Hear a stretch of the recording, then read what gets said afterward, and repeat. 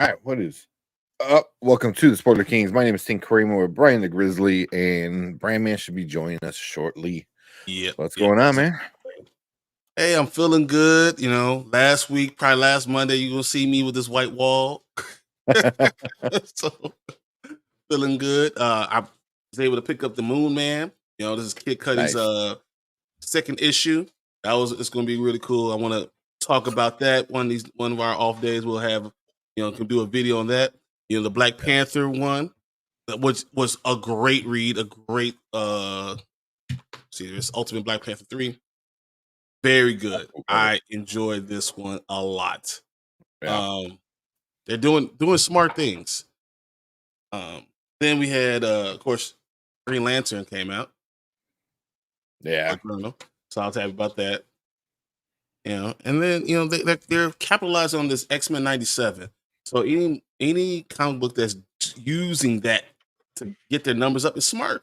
So I'm enjoying reading those things. I'm enjoying what we're getting on TV because I find finished 3 Body Problem. Woo! Oh man, that's a good show, bro. Yeah. I enjoy the intelligence behind it. Mm-hmm. It's based in real physics, and the problem of physics not working. That's just so really cool, right up my alley. It'll be right up your alley too, because we like Interstellar. Yeah. We like things that are based in real life, that kind of works with it. And I think it's so intelligent, so well done. Yeah, it's called hard sci-fi, I think, or something like that, where like it's based on as much real life kind of science as possible, and then they kind of take it up another level, but yeah. Those physics equations are real. Yeah. Yeah, that one's for sure on my watch list, but man, yeah, I've been so busy all weekend.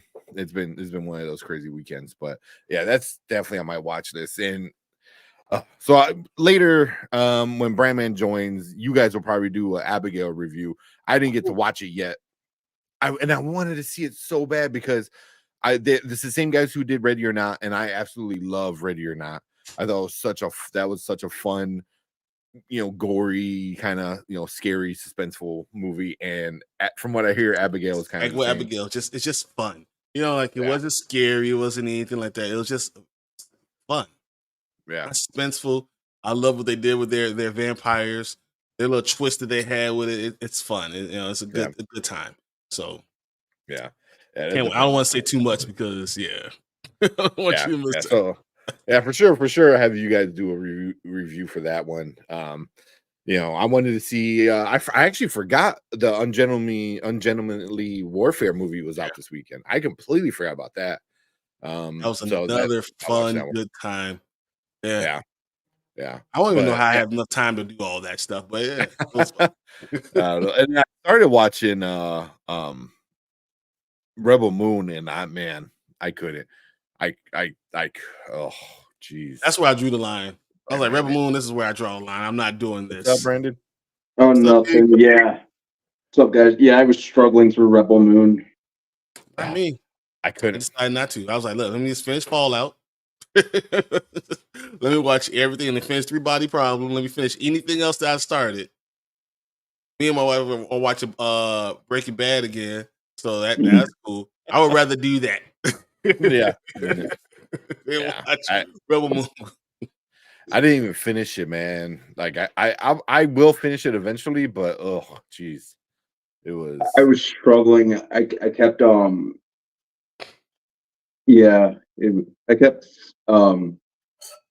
I kept falling asleep, and then I just couldn't. Like, I kept getting distracted with other things too when I was awake. Oh, really? I thought Rebel Moon was great. Mama Bear loved it. Okay, well, I will watch it and then I'll let you know what I think. See, I'll be the breaker. See if it's actually okay. Can you get through the first 30 minutes and then go from there? I wonder what the ratings are. What's everyone saying? I was just looking it up. I tried to find merits in it. There were a couple shots that I liked, but it was just And I know it was Zack Snyder's passion project, which was great, but it just didn't do anything for me. Yeah. It Zack it is Snyder is not. Was Go yeah, ahead. it? Zack Snyder is a Michael Bay who like thinks he's a Christopher Nolan. If I had to like sum it up. That's pretty good. But Mhm. it is on Rotten Tomatoes, man. So number one, part one, the Child of Fire was 21%, right? That's where it is right now. The Scar Giver is at 15% on Rotten Ugh. Tomatoes. Yeah. And 53% with the audience. So it's not even damn. Yeah. So nobody's happy. Yeah. Yeah. It is. It's like I said, I got about 15 minutes in, and it just like my mind was already thinking about other things, and it looks cool. Don't get me wrong, it looks cool, it looks gorgeous, and Zack Snyder knows how to do that, but it's just it's so hard to like just catch me, man. It's number one in 75 countries. Yeah. Yeah. I mean, it might not be what everyone here wants, and Zack Snyder is a name that brings division in a lot of groups, a lot of people, Yeah. So that might have something to do with it. It also might just be a slow moving thing, and then finally when it starts going, it might be a lot better. Mhm. Um, but I could believe it getting a lot of hate before it even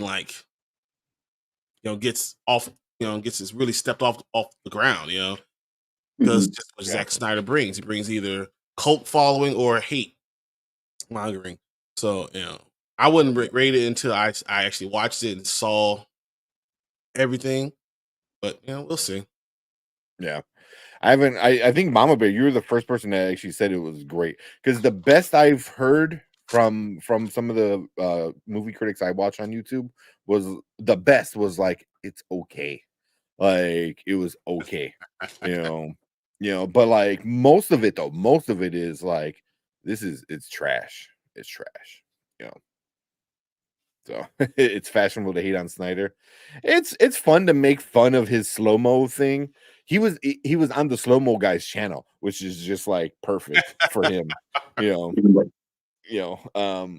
But I mean it's funny. The slow-mo doesn't ruin a movie for me. It's just like funny to make fun of it that there's that much of it and how much he like loves it. But that's his style, but Yeah. at the Is end of it, the day, is this it, needs to be a good movie. yeah, like usually I don't mind slow motion, but did we really need slow mo shots of people farming and dropping grains on the ground and stuff like that? Like, Yeah. what for? Yeah, exactly. I don't I don't mind most of his films. I liked his first three films. I liked Dawn of the Dead. I liked Oh, 300. I liked Watchmen. I thought he had a pretty strong start to his career, and I yeah. was looking forward to seeing stuff from him. Um, and I'm not sure what happened. I really liked how he kind of started off. Mhm. But It those were great. Even I like Sucker Punch. It's not a great movie, but I think some of the message it talks about and the whole like mental illness aspect of it all, and I thought it looked really cool at the time. I'm like, wow, this is like super stylized that I haven't seen many movies like that. It reminded me of like anime with a big movie, with some pretty big actresses, so but I thought Sucker Punch was pretty cool, but that was when people really like was this trash. So I was like, oh, you know, yeah, and even Sucker Punch, I thought was, oh, it was an interesting idea. It didn't do a mm, whole lot for me, but visually, I thought it was pretty awesome.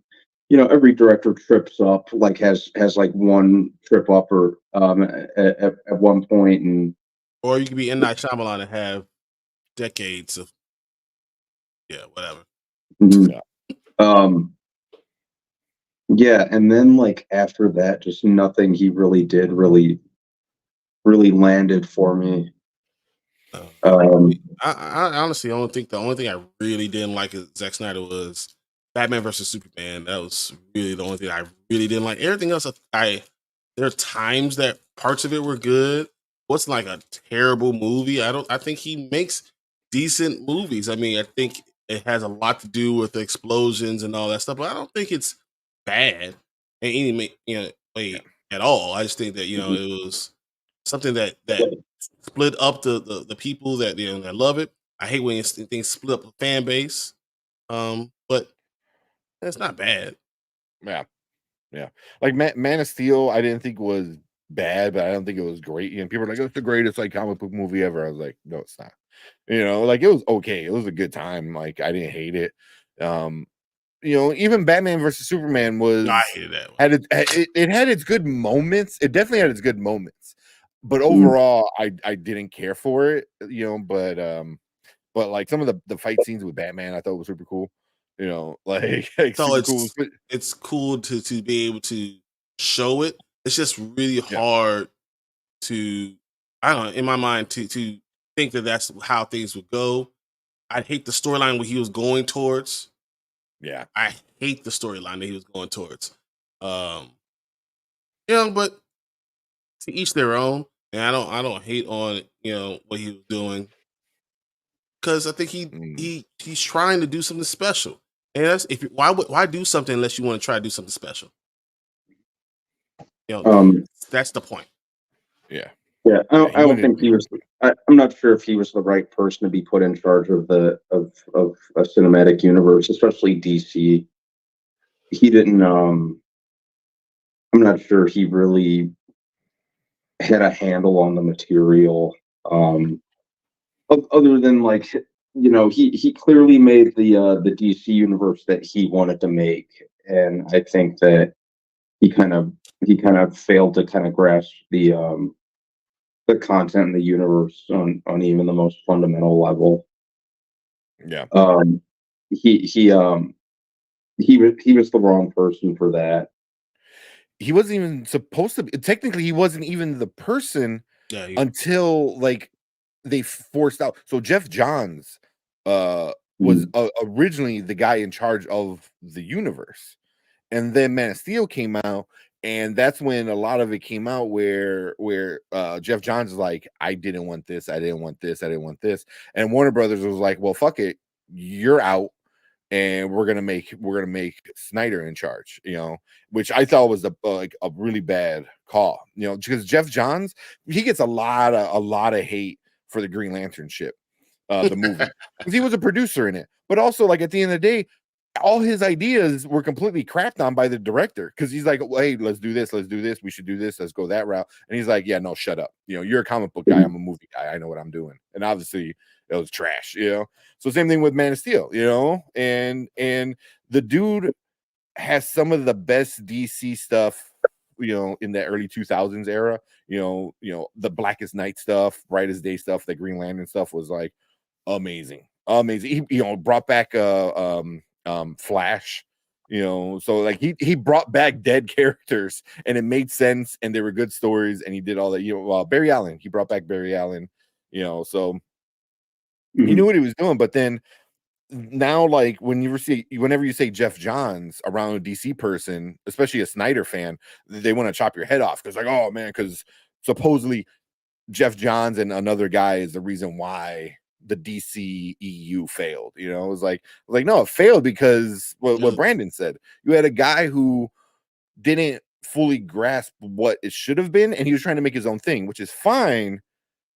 But it's not fine Superman needs to be Superman. because Batman needs to be exactly Batman. can't You know what I mean? forget who the character is.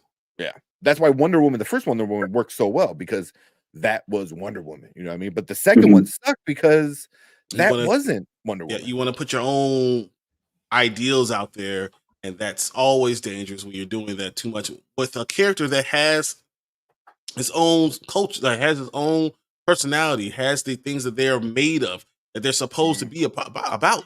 And when you change that, you literally change the character. So then you Yeah. lose, what the character is. Lost in Yeah. translation. Yeah.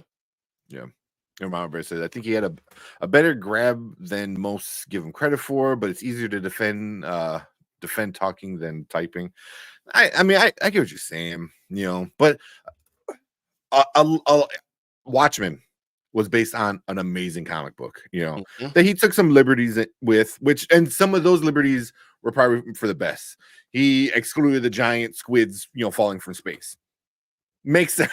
Makes sense. Like that's such a weird thing to get into where you're just like you're going to avoid it.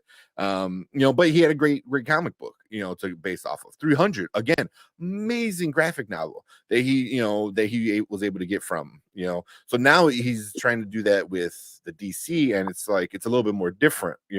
Where you just can't go one for one with one book. You're trying to mush together a few different storylines, old and new and stuff. Like Kevin Feige did it really well, what I mean, especially in the first few phases, They're doing a great job at X-Men 97, taking a Yeah. lot of storylines, and they're using those storylines to, push together the narrative they want to, but they're also taking creative steps that make it easier to do, makes it more, streamlined.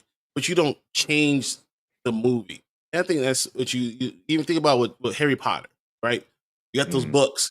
The movie is not word for word what's going on, in the book, but you keep the same idea.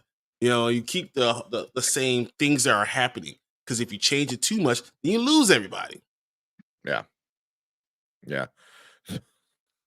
So well, I'll get into Mama Bears, but Brandon said I'm not a fan of 97. And I know he said it on Facebook. He goes, I might be the only one. It's so no, you might be when the you only say that. one, man. It's 98% on Rotten No, Tomatoes. but he doesn't like X-Men. So it doesn't even it's like me not liking something and then saying I don't like it. Yeah, I believe you. And I don't think it's wrong to say what he's saying, but yeah, I believe him. You don't like it because you don't like it. Yeah, which is Like, fine. I don't like stupid comedy, slapstick comedy. I don't like it. And since I don't like it, I don't like it. Brandon is a fan of the movies, and I know you like the movies, and you really didn't grow up on the cartoons like we did, and the cartoons were very based on a lot of the comics and stuff. So where the movies loosely Wolverine at best. is not 6'2" with blue eyes and Hollywood handsome. Yeah, that's not who he is. He's legit Danny DeVito, but with more jacked than Harry. Like that's who Wolverine is. But what can you do? You have to respect where he's coming, his point of view, and I'm okay with his point of view. That's fine. So, and then Mama Bear said Joss Whedon gets heat as he should. The Cinematic Justice League was him. But I mean, he did what he did, and that was horrible what he did. But also, why Warner Brothers just didn't wait, and that's all on Warner Brothers. Like, let Snyder handle family business. He just lost his daughter. Horrible loss. I can't even imagine what he had to go through in the middle of filming this thing. Let it sit. Just let it sit. It's not going anywhere. Let him do what he got to do, and then in a year or so, come back, finish editing and whatnot. You know what I mean? Yeah, Warner Brothers was too reactionary 100%. with a lot of things that they did.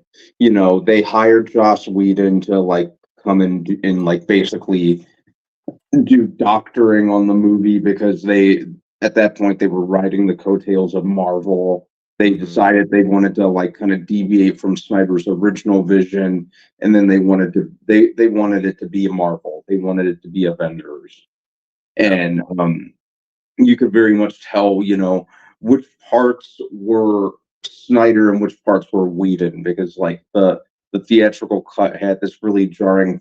Even though I didn't hate the theatrical cut as much as others did, because there were some parts of it that I actually did think kind of worked, admittedly, but you could tell which parts were Whedon's and which parts were Snyder's, and that just I will agree that the Snyder cut was a good idea, and just kind of let his original vision be restored for that instance. I didn't believe in this whole restore the Snyderverse movement. I thought that was just juvenile and silly. But yeah, the Snyder cut was leaps and bounds ahead of the theatrical cut. I'm Yeah, happy he did I get just to think that's get to finish unfair, that. though. I just think it's unfair because he understood where the movie needed to go. He understood what the What he filming. He filmed. understood why Yeah. he was filming this that way. Mm. So yeah, it was going to be much better, of course, because he knew what the hell he was filming. He knew the way he was going to go. So I just think that it's hard. It's hard dealing with that, knowing that he was the one who was going that way. He already knows what's happening. So yeah, I'm not going to sit there and try to compare the two, but I just thought the Snyder Cut was good. I like the Snyder Cut. Yes. Yeah, I mean, it's better, 100%. There's anybody who denies that it's not better is crazy, and I think you're just trolling, at that point, because it is 100% better without a doubt, but also I don't know what Warner Brothers is doing. It was you had Snyder, and Snyder has a certain style to him, and then you get the person who's the complete opposite.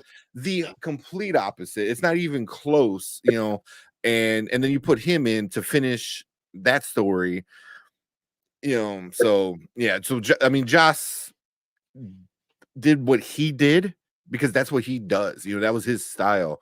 but he would have shot the movie differently too. He would have, yeah, He would have did exactly. something totally different. He wouldn't have, went with that other world thing. He wouldn't have went the storyline that they were going towards anyway. I mean, I just think that it's unfair.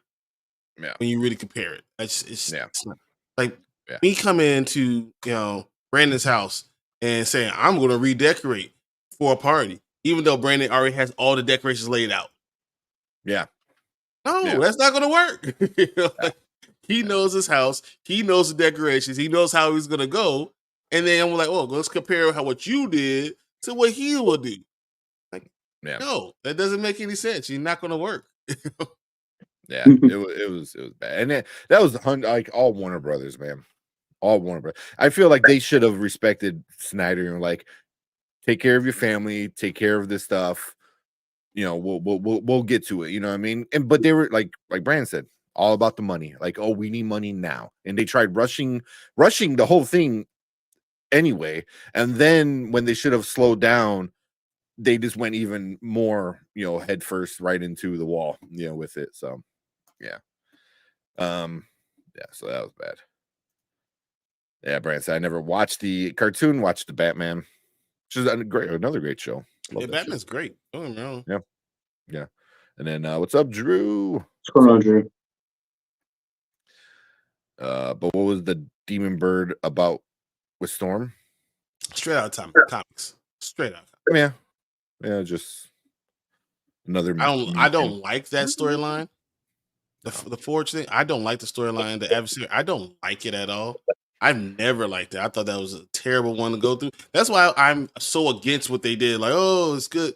The arc. I can say that I understand why they'll go on the arc without saying I don't like Forge. I never liked the Storm Forge connection. I think it cheapens the whole thing. So it's not me.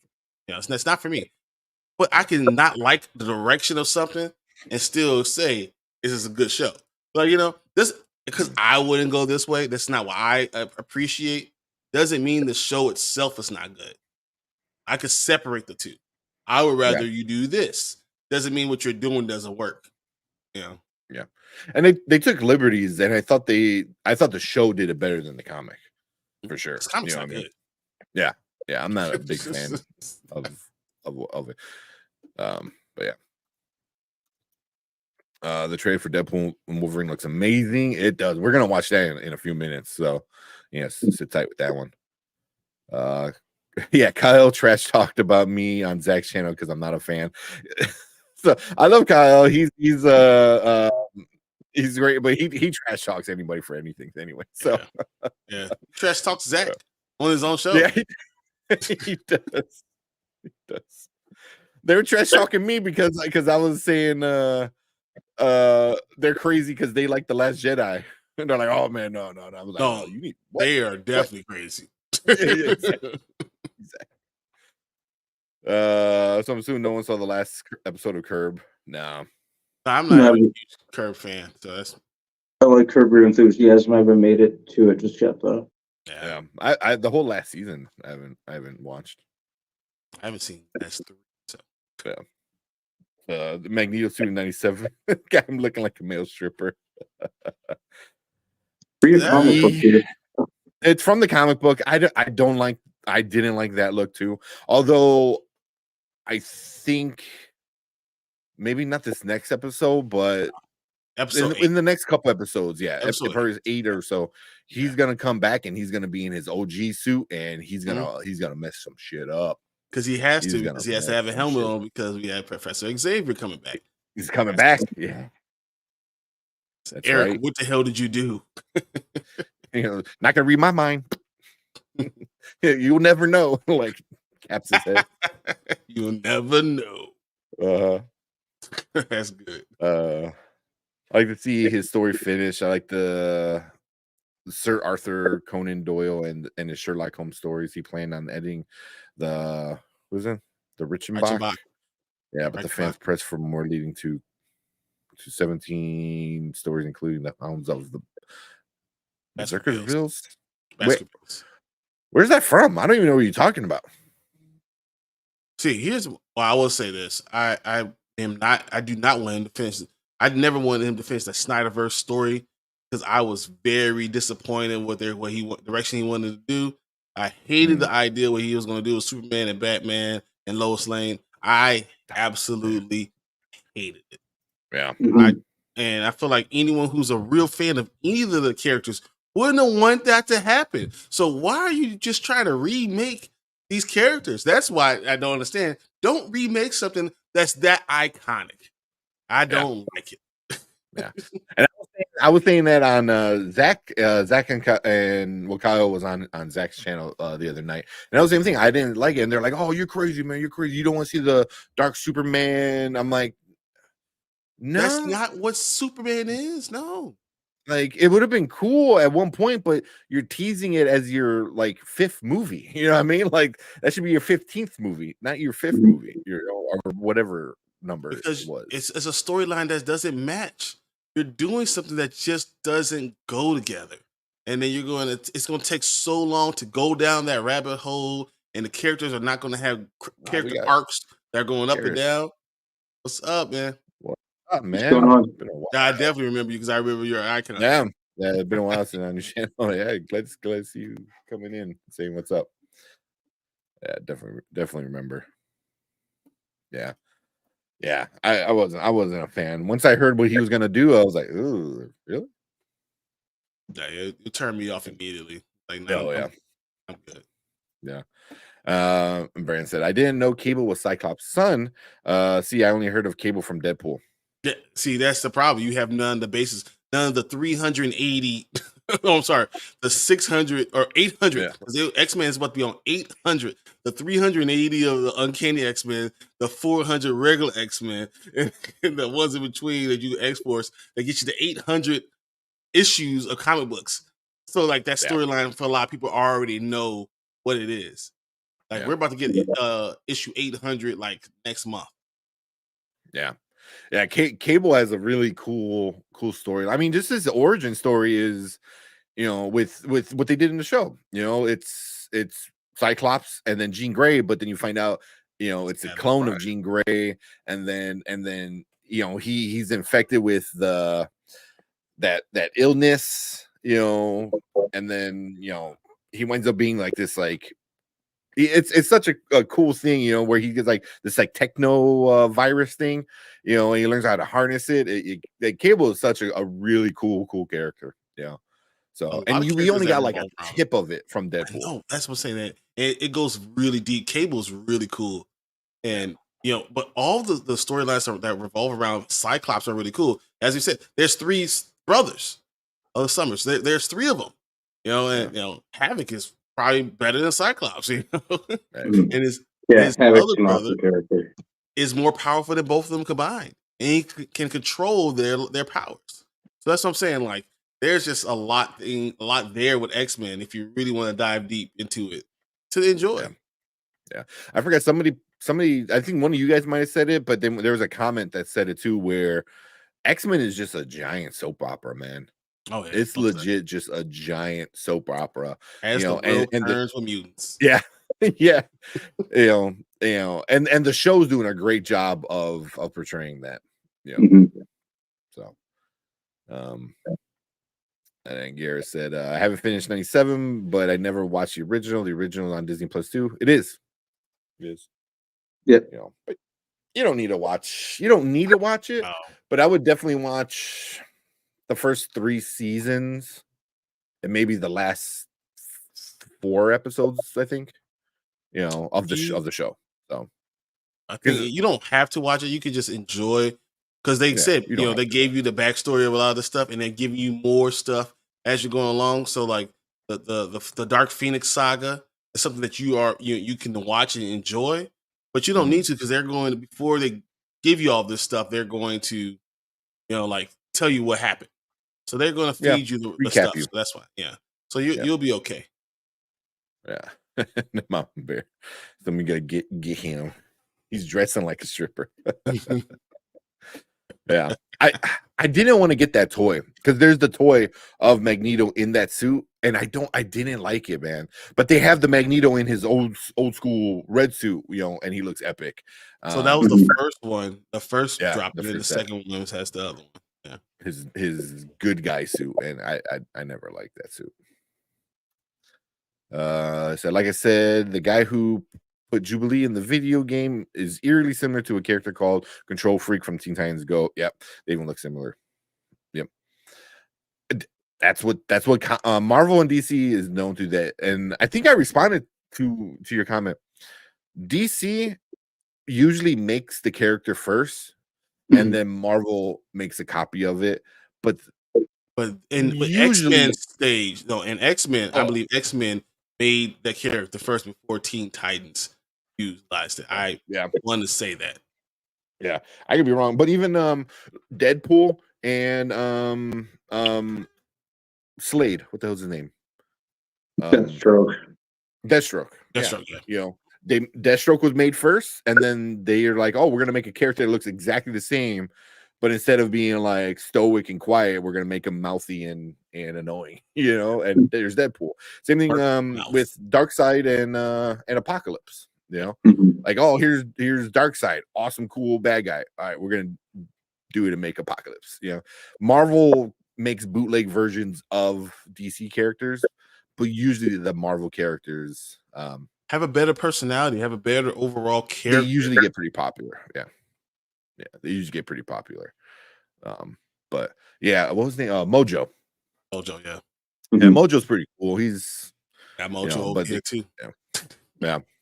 And Mojo's pretty cool. He's weird, but he's not that big of a guy. But Control Freak, I guess not either. But yeah, they usually copy each other, and that they've been doing that for a while. They go back and forth. When you have a cool new character, then the other one releases a cool new character. Yeah. It's the original. Wolverine and the X-Men is also on there. Wolverine and the X-Men is awesome. Yeah. That's a good one too. Brandman won't like that. Yeah. No, I thought it was fine. Just it kind of had the same effect on me the movies did, where it was just too much Wolverine to the detriment of everyone else. Yeah. That's why I'm enjoying X-Men 97, because it's focusing on everyone and admittedly kind of sidelining Wolverine, which kind of needed to be done after how much attention he got versus the other characters in the movies. Mm-hmm.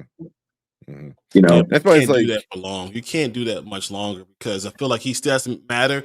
In season 2, he has to matter more, because no matter what you say, he's the only one that had his own Wolverine comic book that actually did really, really well. Like, it's the only one that really was popular. Still does really well. Yeah, like it sells better than some of the X-Men stuff. So like, that's a character that people love. So you can't always sideline him, but I'm glad that they're sidelining him right now, because it was definitely needed. Yeah. And then that's why it's like, there's nothing, you're not missing out on Wolverine. I don't know if you guys watched that Wolverine Deadpool trailer yet. I've watched it at least like a dozen times. You have? Such Oh, a terrible person. I could not help myself, man. Couldn't help Terrible myself. yeah. person. Your quality, Realistically, your person quality no, came down 3 points. yeah, no one was gonna wait for that, to Oh, I watch waited. the No one. thing. You wait I till- waited because this is what I do. I make sure I wait because I'm not a terrible person. You guys I both couldn't- down. You're I down to couldn't wait. 95, guys. Well, I Close. guess I'm a terrible person. Then I watched that trailer dozens of times at this point. You guys are Bunch of horrible, times. horrible human beings. Um, Horrible. well, there's no. I mean, there's a part in it. We'll get into it. It's not really a spoiler, but there's a part See, where even Mama Deadpool Bears, is. we're waiting. Yeah, you haven't seen it yet either. Oh, We like literally. This is what we come. We know when Monday night's going to happen. We know what we're supposed to be doing, and then you couldn't. guys just go ahead and do this. Oh my! I couldn't. I was like, oh, I'm like, fine, I'll watch it. And then I watched it. And I'm like, oh shit, I'm watching it. Well, because then like I watched Chill's reaction to it. I watched Zach's reaction to it. I watched Kenny, Nope. Dave I'm not Chill. gonna watch Like, any of those reactions I watched until all I of it. do my own because I don't want to shape my own reaction. Yeah. Well, no, I watched it first myself, and then I watched all their reactions, and then I watched it another like 10 more times. See, now we're not gonna get authentic ones. You know, guys. Now we all know this reaction is not authentic. It's not the original reaction. See, you know what, guys? Look at these Well, I'm guys. not gonna let anyone influence my own thoughts on the trailer just because I watched it early. Yeah. 13 times. I sure did. We're not gonna have an original reaction, like I said. I sure did. I couldn't. Watch the shit out of that trailer. That's some terrible people. Terrible. Oh man. But there's a part, it's not really a spoiler. But there's a part he goes, oh, you were in the X-Men. He goes, you were the X-Men. And because he was, Wolverine was like the guy. He was, when you think of X-Men, Wolverine, is most of the time the first one, first kid. Yeah, Professor X. But especially like it's like X-Men. So I think these and stuff. Yeah. I always think of his claws, like making the X over somebody's like face and stuff. But really, yeah. I think of X-Men. So it's like Professor Xavier. Yeah. Yeah. I will probably get into it. Yeah, having a Cyclops can't hurt each other. Yep.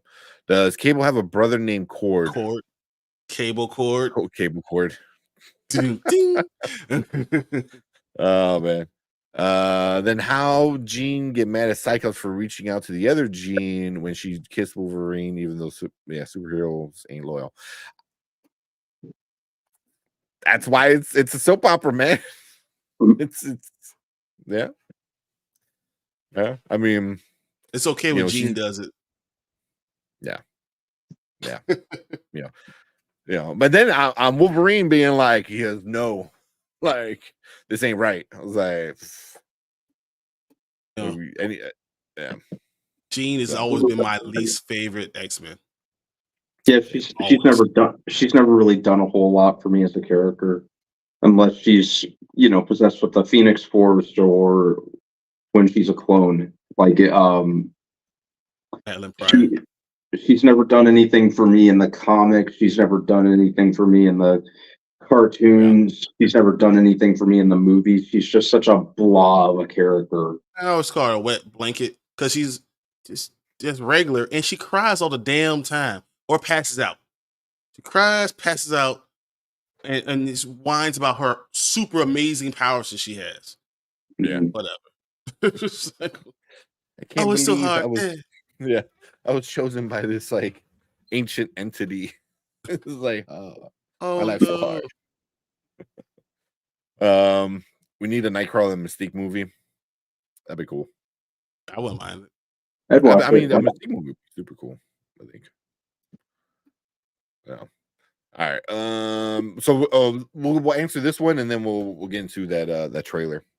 So he said, wait, I'm like, what does Snyder want to do besides make more Star Wars films? So you want to say what Snyder had his plans for DC? All right, so the whole thing was, the love triangle is going between Lois, Superman, and Batman. So while Superman is dead, Lois and Batman were going to hook up. They're going to have a child. Superman was going to come back, find out about this thing, about the child, and then that whole storyline between there and then him being okay with him and not immediately killing Batman in my mind was just stupid. Because I would immediately want to kill Batman and then want to raise the son himself and then having that it became so messy so fast for two of my favorite comic book characters. I hate that idea, and it has nothing to do with what Batman is. It has nothing to do with who he is. The greatest detective of all time. It has nothing to do with Superman is. There's no reason to go there. Mhm. So I just hate that storyline. Yeah. I feel like it takes away from the original thing. I mean, because when Superman is dead, how can you be mad? Well, he would have came back. yeah, he does. When he came back, it would have been like, hold up, my best friend and my love got a baby. How'd that happen? Very much so, like just like why would Spawn be mad? Yeah. Yeah. I still like it. Yeah, the Batman thing got scrapped. Lois was pregnant at the end of the Zack Snyder Justice League. Oh yeah, because he did that time future thing, right? Yeah, the Forgot what it was called. The future thing, where Superman was bad, like they were all trying to find a way to take Superman down. So, but yeah, I think Lois was pregnant with Bruce's kid. Yep. Right at the end of that movie. It was supposed to be Bruce's kid, yeah. But I know the Batman movie got scrapped, but I don't know. Because he was on a podcast or interview or something, and he was talking about like his plans, and I was like, ooh, that sucks. Yeah, and to do it to Batman and Superman, that's just so bad. Do you not did you not see the movie before when they just were fighting and you went to him? You were the worst. Oh, Lois is the worst. Is that what they were saying? Okay, all right. Yeah, I don't know. I tend to believe what she says, but yeah. So he shouldn't sleep with his coworker's girl, but especially when he's Superman, and then Superman should just grow some balls and just vaporize him. Yeah. Mm-hmm. I don't. Yeah, if it is Clark's kid, it could be, a little bit better. I don't know, but I think the DCEU was the end of the DCEU was when the Batman movie didn't get made. Where all that debacle of Affleck was going to direct it and write it, and then he wasn't, and then he backed out. As soon as Ben Affleck backed out, that was it. It was done. That whole universe was over. You know what I mean? Because things got too messy. They got too crazy. People started promising movies to people, and they just didn't happen. And it was like, by then it was that was like the beginning of the end, really. I mean, really, I think the Joss Whedon Justice League was the beginning of the end. But yeah. It will always be kind of disappointed. We never saw that Batman movie directed by Affleck because it sounded like it could have been kind of awesome. That would have been cool. I think he was a better Batman. But I will say this: the whole Superman being you don't do that. There's lines that you just should not cross. Like seeing, you shouldn't be with your best friend. Go, oh, now I'm gonna go. Oh, I've always waited for you to not, to be dead. So I'm gonna go ahead and just jump right in. That's another thing because Snyder kind of made their relationship non-existent. They barely knew each other. And then all of a sudden, Batman went from wanting to murder the crap out of Clark to like wanting to be his BFF just randomly. I still think they should have done Public Enemies first. Exactly. They should have done. It would have made more sense to introduce them together. Should have done World's Finest. World's Finest, yes. Oh, they should have done World's Finest. But what they did, Batman vs Superman, it's such a iconic title that's what they went with, even though they didn't have any of the storyline that goes with it. And if Lois was really that good of a wife, There's no way in the year and a half that Superman was dead, she was going to have a baby. I'm just saying. That doesn't work. That doesn't work for me. No, you're the worst. I would have hated her so much. Oh my god. He wasn't in jail, a different planet. He was dead. Well, yeah. I mean, you're not wrong. It's But at the still, no same matter time, it's how just dead, like, that's still real icky. It's like, yeah.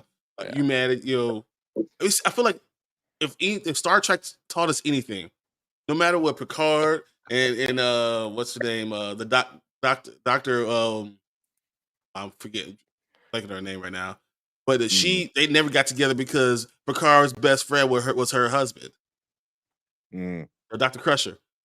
Picard and her husband, you never crossed that line, No.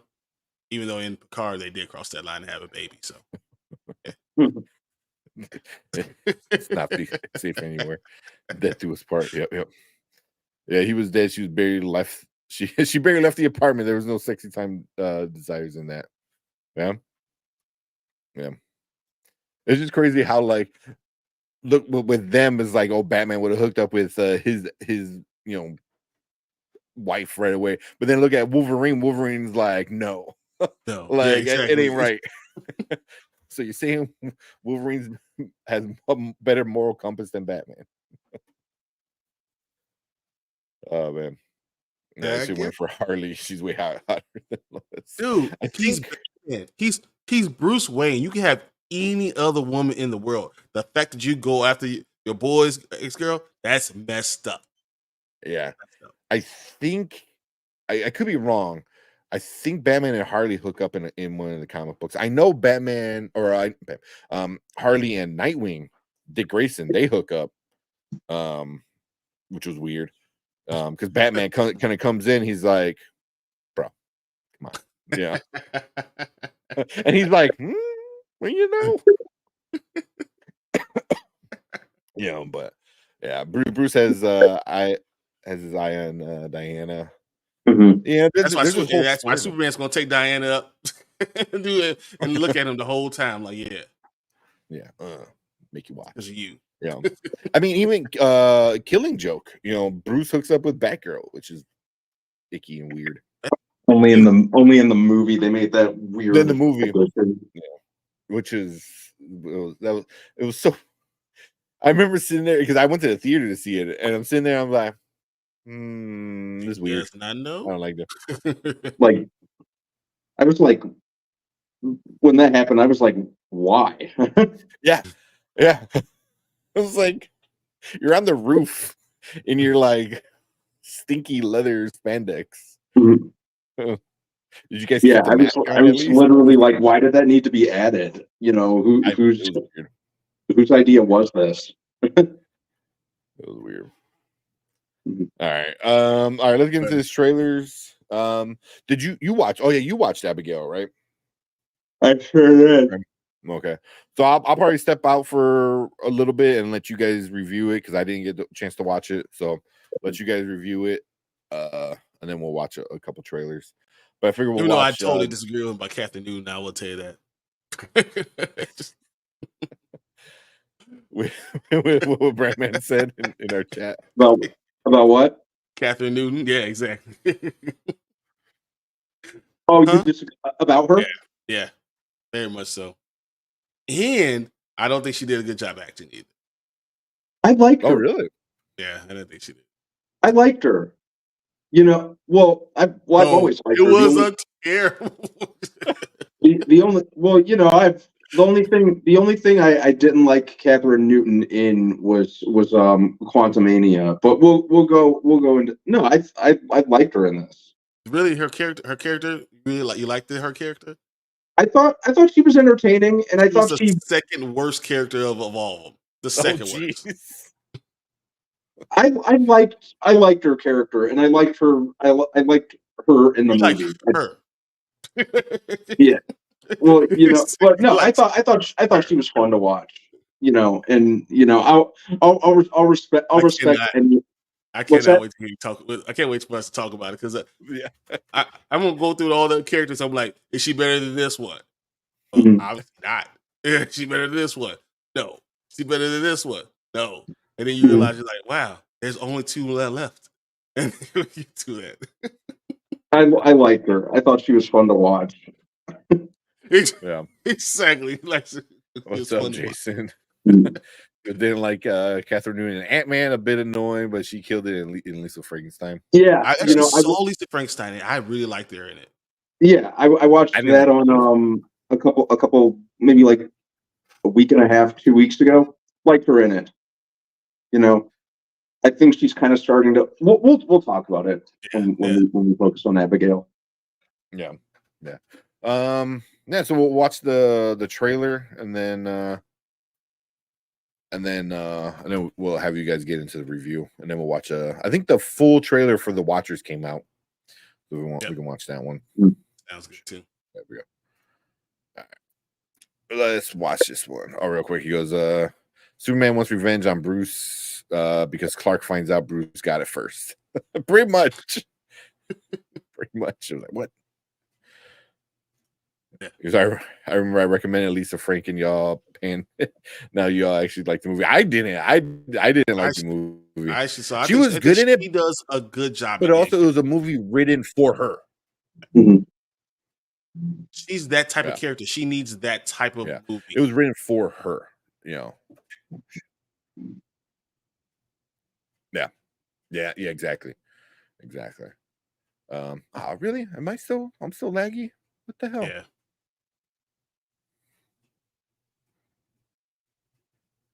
All right, now I have no idea what to do. Delete some of the stuff off your hard drive. Shit. Yeah.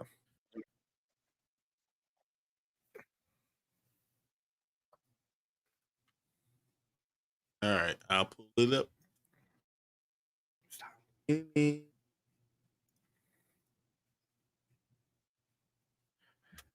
I don't know, man. I fixed my internet. I updated my computer.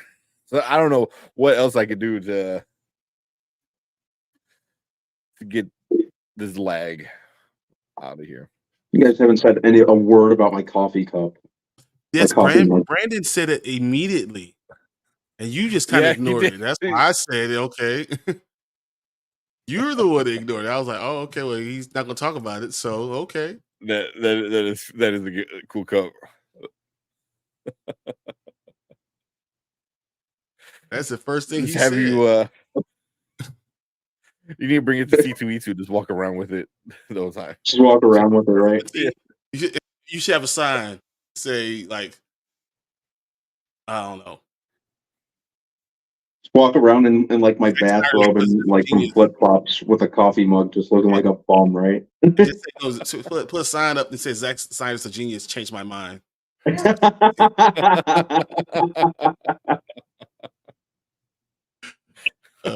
You really piss off some people. All right, whenever you start, we good. Let's bring that up. All right. It's an amazing cup. It's an amazing cup. Not our fault that he doesn't read the chat. I think I saw Brandman say it. He talked about that like half an hour ago. And I was like, "What cup?" And I looked over. I didn't see anybody have a cup in there. I saw it. Yeah. I saw it like the last time you like a couple minutes ago. Mm-hmm. In there, I'm like, "Is that new cup?" There we go. I was thinking about the chat. I was thinking about these two dudes up here. Yeah, we already talked about it. When you ordered it, we sat there and looked at it. Wow. Yeah, when you were like, "I'm gonna order right now." Like, nice. I saw Abigail. I saw Legitimately Warfare and Civil War. So yeah, some fun stuff. Good times. Yeah. Some really good movies out. All right. Let's watch this trailer because I mean, I could watch this like a dozen more times. This trailer. Oh yeah, absolutely. Yeah, it's so good. All right, let's get into it. All right, welcome to the Spoiler Kings. My name is Tank Kramer with Brandon, Brian the Grizzly, and we are gonna watch the official trailer. It's the second trailer, isn't it? Mhm. Of Deadpool and Wolverine. This one just dropped today. It is I'll see if it's trending anywhere. I'm pretty sure it's like #1 on YouTube right now. But yeah, it's super cool. We got a mini trailer from Ryan Reynolds yesterday, which was really cool. Just some clips of the old Wolverine stuff, hyping us up for this actual trailer. So yeah, so that got me hyped. So this one, as soon as it dropped this morning, I was like, I couldn't wait. I watched it. So You guys are terrible. I knew I we have watched a it right show. away. I made sure I waited for you. yeah. I'm sorry. I'm sorry. I'm sorry, audience. I couldn't wait. I couldn't wait, man. So These two jokers. yeah, I watch it a bunch of times too. So and I'll probably watch it a bunch more times because there's a bunch of Easter eggs in this like 3-minute trailer. All right, guys, here we 2.5 go. Play minutes. because these guys are awful. All right, go ahead. Wait, the sound is muted. I can't hear nothing. You did this on purpose, didn't you? You're not welcome here. There you go. Start one more time. I told you, you're not welcome here. You're not welcome anywhere. Now get the fuck out of my bar. Just give me one more drink and then I'll leave. Hi, Peanut. I'm gonna need you to come with me right now. Look, lady, I'm not interested. All right, well, that's sort of on a tick, so upsy daisy. Oh, whiskey dick of the claws. It's quite common in Wolverines over 40. You don't want this. Unless you want to take a deep breath through your fucking forehead, I suggest you reconsider.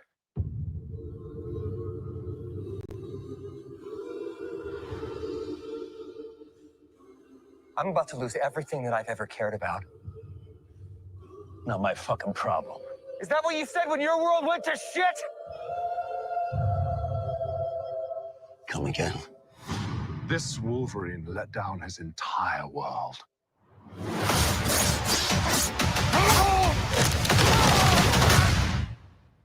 Want to talk about what's haunting you, or should we wait for a third act flashback? Go fuck yourself. Life is a mystery. I don't know anything about saving worlds, but you do. Trust me, kid, I'm no hero. You were an X-Man. You were the X-Man. I am soaking wet right now.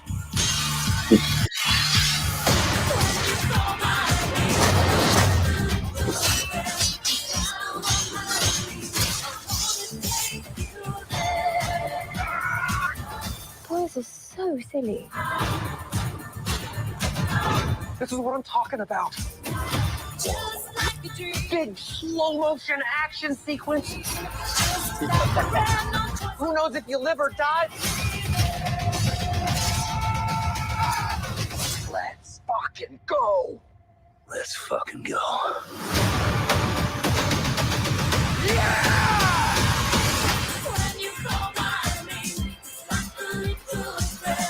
Want to do some cocaine? Hey, cocaine is the one thing that Feige said is off limits. What about Bolivian marching They powder? know all the slang terms. They have a list. Even snowboarding? Even disco dust. White girl interrupter? Even force bump. Do you want to build a snowman? Yes. I can't.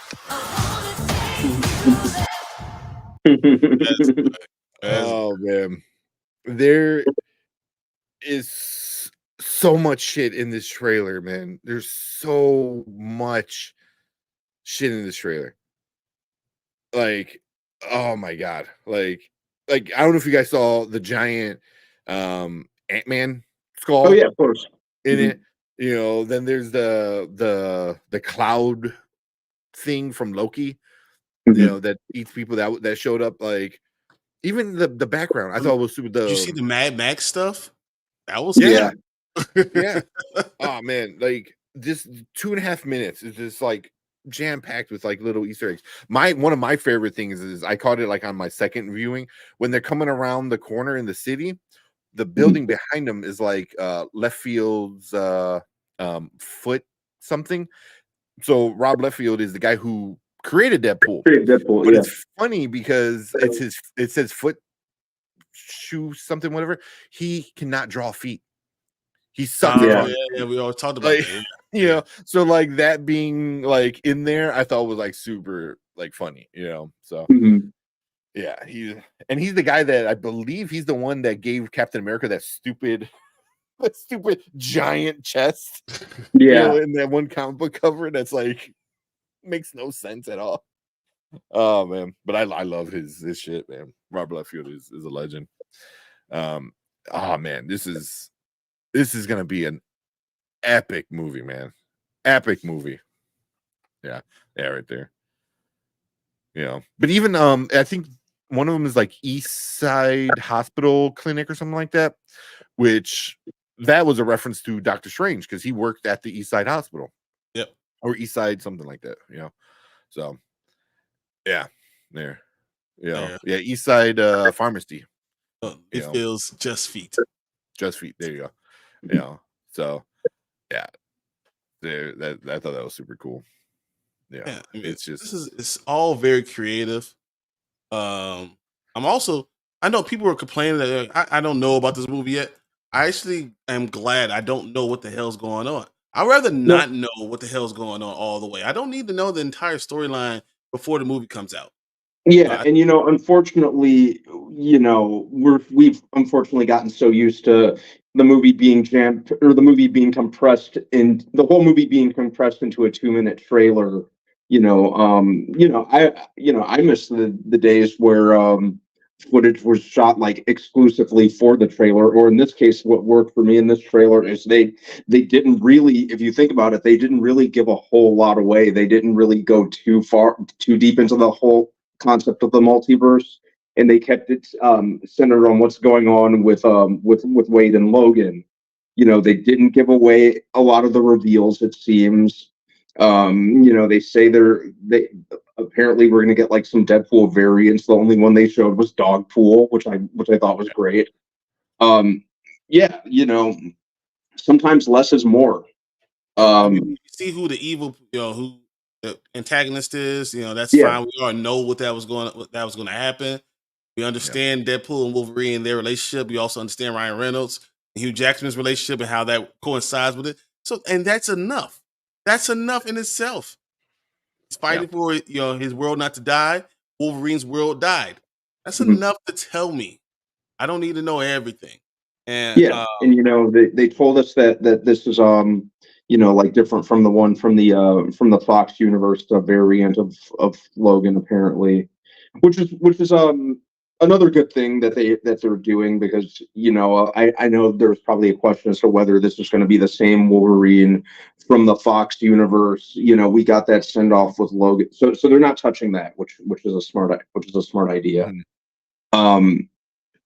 So yeah, I think they made all the right moves with this trailer. They're gonna go absolutely bonkers with the whole multiverse thing in this. And we even get like a slight hint of that in this trailer with the Doctor Strange portal. The big giant man. Helmet.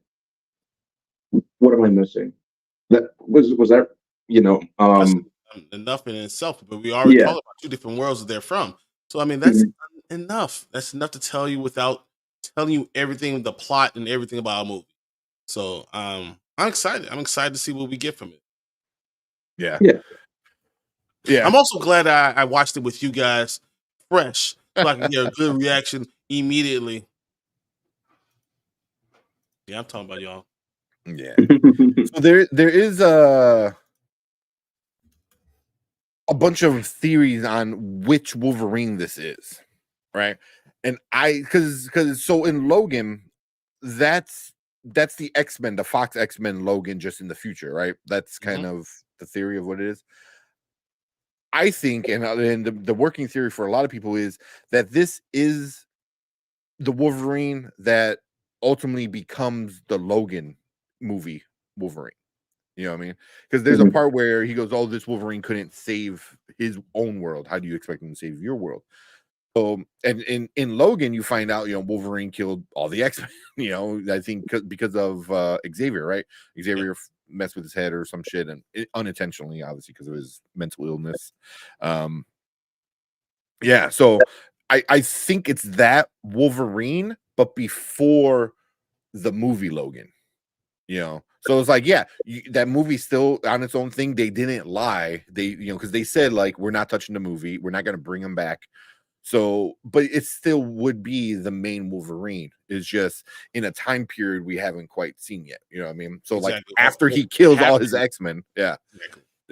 So and it would give him a reason why he maybe like he can't pull his claws out, because he hasn't pulled them out since he killed his X-Men friends. And he made like a promise and said, like, I'm not going to do this again. I'm not going to resort to this violence because this is what got me in trouble the last time. And we're going to hear about that story.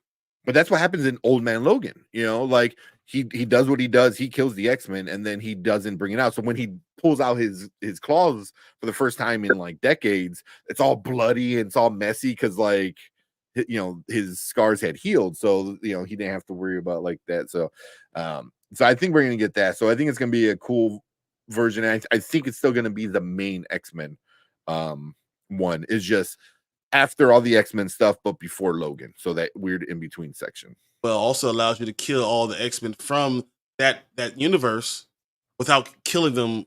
Actually, you killing them, showing a flashback of what he did to each one and how he killed each one. Yeah. Can you imagine just like a montage of Logan killing a bunch of the Fox X-Men characters? Just like slowly and bloody, just going one by one. Like Elektra's supposed to be in this. Like I can't imagine like him killing Elektra and him just killing all these like X-Men, from the Fox one. So that'd be a way for them not to lie and say, oh yeah, it is still, Deadpool kills the X-Men universe, but it's not really Deadpool doing it. It's Wolverine killing his own universe. Yeah. And Deadpool bringing them into him, and then we're seeing flashbacks of it. And it makes the movie well-rounded. So I think that'd be Here, hopefully I can show this and I don't get too laggy. So there's like this part, and I don't know if these are like tombstones or what, but it's like his memory, because he's like in there each one, and he's just like, and just all the little clips that we get of everything, like, let's see if I can pull up, seeing Cassandra Nova is kind of cool.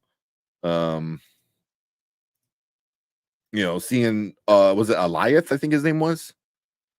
Yeah. Seeing Elias, so we know like all the Loki stuff is being played into. The giant Ant-Man thing is epic. That thing is epic, and then the skull underneath is so sick, man. Because Paul Rudd does age after all, huh? It just takes a couple 100 years. All the Mad Max stuff is pretty cool. Yeah.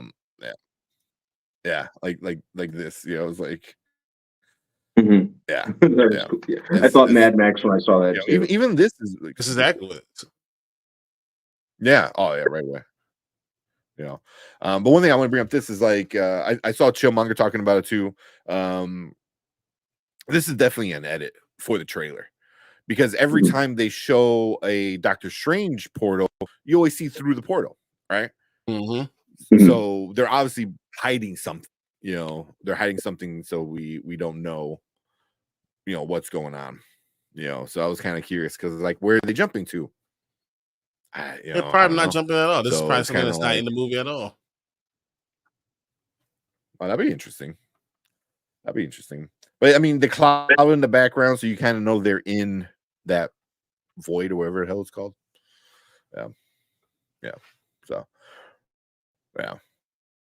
So but get our first good look at Cassandra Nova. Are they jumping through the skull? Oh yeah, that's like the eye socket, ain't it? Yep.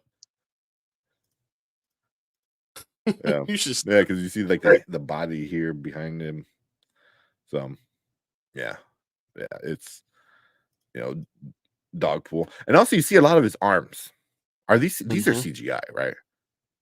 No, It could also be Because that they are inside. 'Cause the problem was he can't be outside. As long as he's inside, he could take them off, rip them off. It's probably gonna be a scene that he rips off the fabric for his arms, and we see it. And as long as it's inside, not because it walking does look around, ripped here. I think we'll be fine. Yeah, And then that's what he's doing. He's because saying, okay, now that I'm the inside. clip. You know what? That could be true because here he has the sleeves, and that's what we see from the leaks. So I wonder, As soon as they the actually are sleeves in get a ripped off because studio, here he doesn't have them, and then studio, rip them off, and then you ready to here, go. yeah. Don't get me wrong, Yeah. the arms look So when they it's look just that muscular, they usually are CGI, but I don't think that's CGI.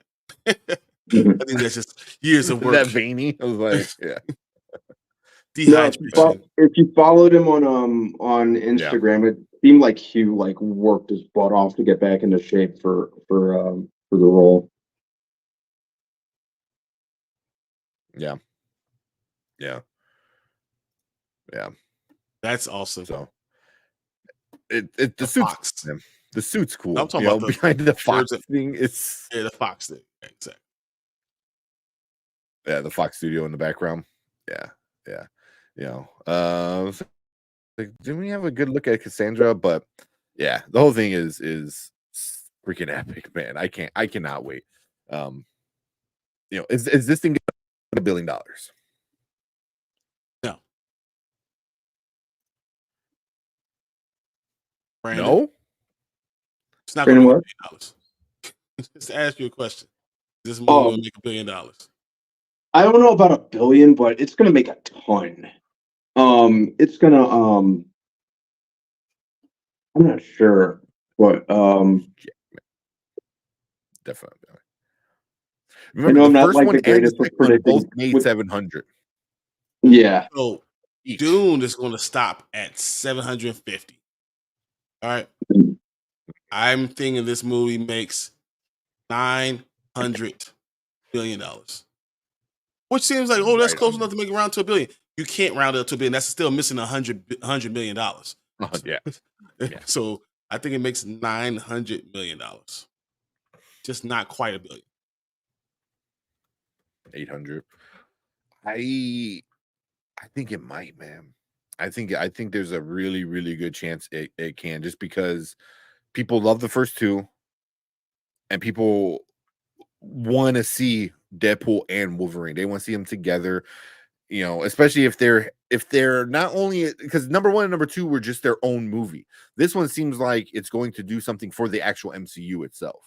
Like it's gonna bring the storyline. So I think a lot of people are interested in that. A lot of people are interested in seeing them together, and stuff like that. So I'll say just like Guardians of the Galaxy didn't make it. I think it's gonna be like that type of thing that it does well, but it's in a time where there's gonna be a lot of other movies coming out, and it's not gonna have like a month alone trying to do stuff. It's trying to make this money. So if it makes $900 million, I mean, it still does really, really well. yeah. Oh yeah. Kyle. 100%. What's up, Kyle? Yeah. I mean, like I said, the first two made 700 each. And I think that's the minimum. The minimum. like, Yeah, like so this one has to make at least that exactly. much. You add $150 million. That's a 850 right off the bat, which is that. Yeah. That's I mean, that's not a bad idea, a bad way to put it. Yeah. and you say, okay, it makes $900 million, and it has a chance at $1 billion. I just don't think it hits it. Mm. It keeps on building towards it, building towards it, and it just comes a little short. Yeah. We had two movies last 2 years that were really close to $1 billion, from Marvel that just came a little short. Yeah. And a little short is still a super, super successful movie. You know what I mean? Like, I mean, hitting that milestone is like a big deal. But if it gets like 900, like that's a win 100%. You can't say like, oh, well, they didn't hit $1 billion. It's like, okay, but But it's still 900 is still a good number. Here, let's get to some of these comments real quick. Oh yeah. Did you guys hear the synopsis of the 9-minute footage from CinemaCon? I Yeah, listened to it. yeah, which is pretty much a lot of this stuff. I know there's a car scene where they're in the car together. And people are saying that's super funny.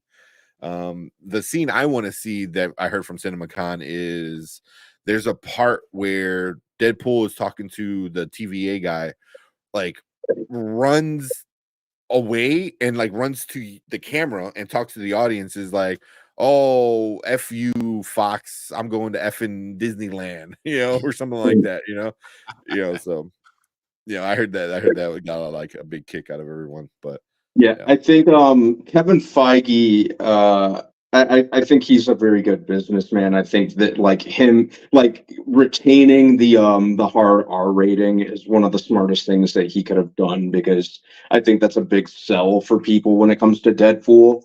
And it's obviously it's one of the biggest stamps on the franchise, so to mess with that really would have alienated pretty much the entire fan base. It's funny. Yeah. I agree with you, but I also believe that's the reason it doesn't make $1 billion. Mhm. I totally The R agree. rating? That's the right move. But the R rating is why it doesn't make $1 billion.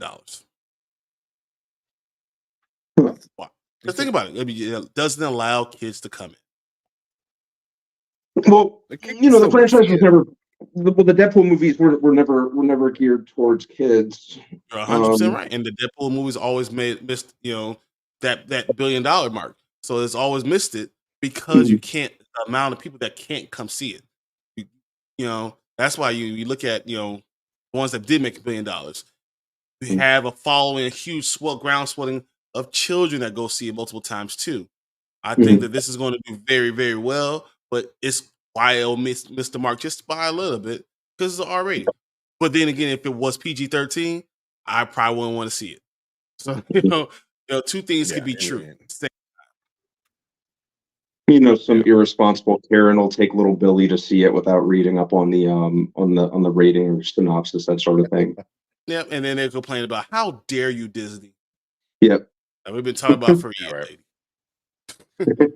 Well, I'm like, there was another one. The Joker made $1 billion, and that was R. Mhm. And that was a well-deserved R, because that's some really fucked shit in that one. I was trying to see if there's any other R ones. There's not a lot of them, but I'm surprised the Joker actually made there's it. not a lot. Yeah, I know. Yeah, the Joker I know did really well. I thought it got close. I didn't know it actually surpassed it. I'm looking at it here. Yeah,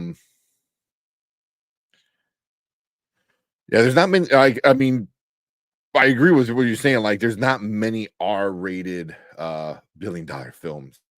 You lose people that can watch it. That's all that happens. Yeah. But Joker also was before pandemic times. Which is another thing too. So now we're going pre-pandemic, post-pandemic, and that's why I think it gets close though. I'm not sitting and trying to tell you like, oh, it's not going to get close. No, I think it does really, really well. Just won't be able to make that $1 billion. Actually, the Joker is the only R-rated film to go over $1 billion. Oppenheimer was close. Deadpool 2, 785, Deadpool 1, 782, and to round out year 5 is Matrix Reloaded with 741. So Joker, Oppenheimer, Deadpool 2, Deadpool 1, and Matrix. But can you imagine like 3 of your top 5 R-rated, highest grossing R-rated movies are going to be Deadpool? You know what I mean? Because Deadpool, I can see beating out Matrix Reloaded at 741. I can see that for sure. I still think it makes over 850 no matter what. Yeah. So I mean, Joker will be number 1, then Oppenheimer, then Deadpool. You know what I mean? Like, that's where it's gonna be at. Which is crazy. Yeah. So that's for sure a win if it goes that route. But yeah. I'm just saying Joker's that's the only R-rated. That's the reason. And once again, the Joker reason. made 700, almost 750 internationally. So like if we're only talking domestically, it only made $335 million domestically. So Hmm. it's not like it was like would have made it. It's pre-pandemic and it did all its money internationally. Yeah. Yeah. Yeah. Oh man. And then what we got? It seems like all they do is fight each other in this. Don't they know they are immortal? I love it. And that's part of why they fight. That's part of like why they fight so hard, is they know they can go all out on each other and we'll be all right at the end.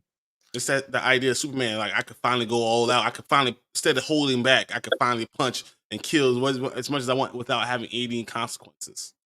Yeah. Do you know some scenes of Wolvie, his sleeves? Yeah, or some scenes he doesn't. Yeah, we were talking about that. Yeah, man, we're not blind. Yeah. Wolvie didn't curse until Logan, right? He had the one F-bombs in X-Men First Class and the Wolverine. Yep. Oh, I remember First Class now. It was wasn't it right at the end where he goes fuck? Or my it was a cameo in the middle of the movie when they were recruiting mutants. Yep. Okay, yeah. Yeah. He told Charles and Eric to go F themselves in the First Class. There you go. Yeah. Got it. I thought there was another version of ancient because it seems like using portals from the Kamatage, but I'm probably wrong. Yeah, no, it's Cassandra Nova, which that's not really news. When they casted the actress, they kind of already said that's who it's gonna be. That's a storyline that they're gonna have to explain too. Evil twin sister who put herself in the womb with Charles Xavier that lost, and it's crazy storyline. It's really it's comic books. Yeah. But if there's any movie that can do a crazy storyline like that, it would probably be Deadpool. It's like, oh hey, you're bald like Professor X, and she's like, don't say that name. Like he killed me in the womb. Like what? Oh man. Yeah, that's gonna get crazy. Although, is she gonna be the main bad guy, you think, or is there gonna be another hidden kind of figure or something else? I think she'll be the main bad guy. Yeah, I think she'll be the main one. Yeah. Okay. Could have been Lion Trader like they did Infinity War. Yeah, with the hidden portal. Let's see that. I want to see his mask though, man. There's some leaks on AMC theater merch, like the cups and stuff, where you see him with his mask, but I want to see it on camera though. I can't, I mean, I can wait until I see it in theaters, but that's gonna be epic, man. Because then it'll be just a big fu to Bryan Singer. It was like, how many times do you hear during this movie? Ooh, that's a good question. Man, at least once. I would say at least once. It'll be a ringtone or something stupid. I think in the flashback scene when he thinks about all the people he killed, you'll hear right before like and you're gonna see him slicing up everybody. Yeah, that'd be interesting. And then just real quick, he goes, Brian, I never hear that theme song in my head. You missing out, man. Well, you're new to it. You only just started watching X-Men. It's understandable. I see someone just dressed up as an X-Men. Like first thing in my mind, I hear. Like little kid running across the street, Halloween time. They look at you. You did good.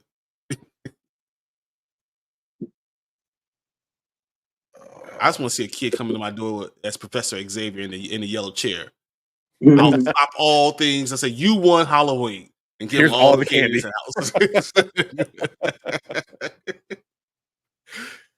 Real quick, we got Cleves in the house. What's up, fellas? They'll probably have two different versions.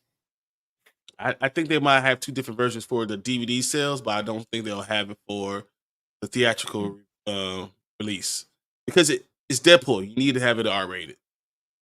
Oh Yeah, that's a big draw for we already said that. It's a stamp on the series.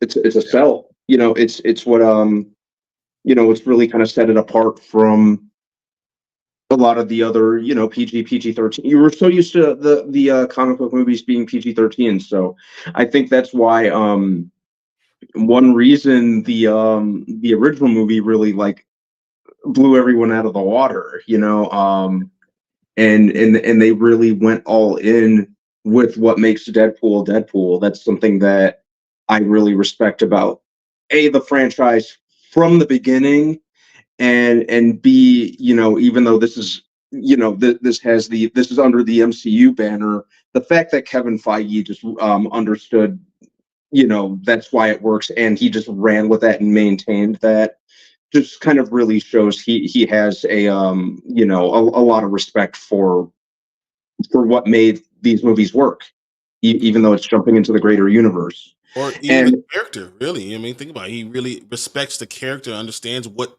this character really means and what it needs to be.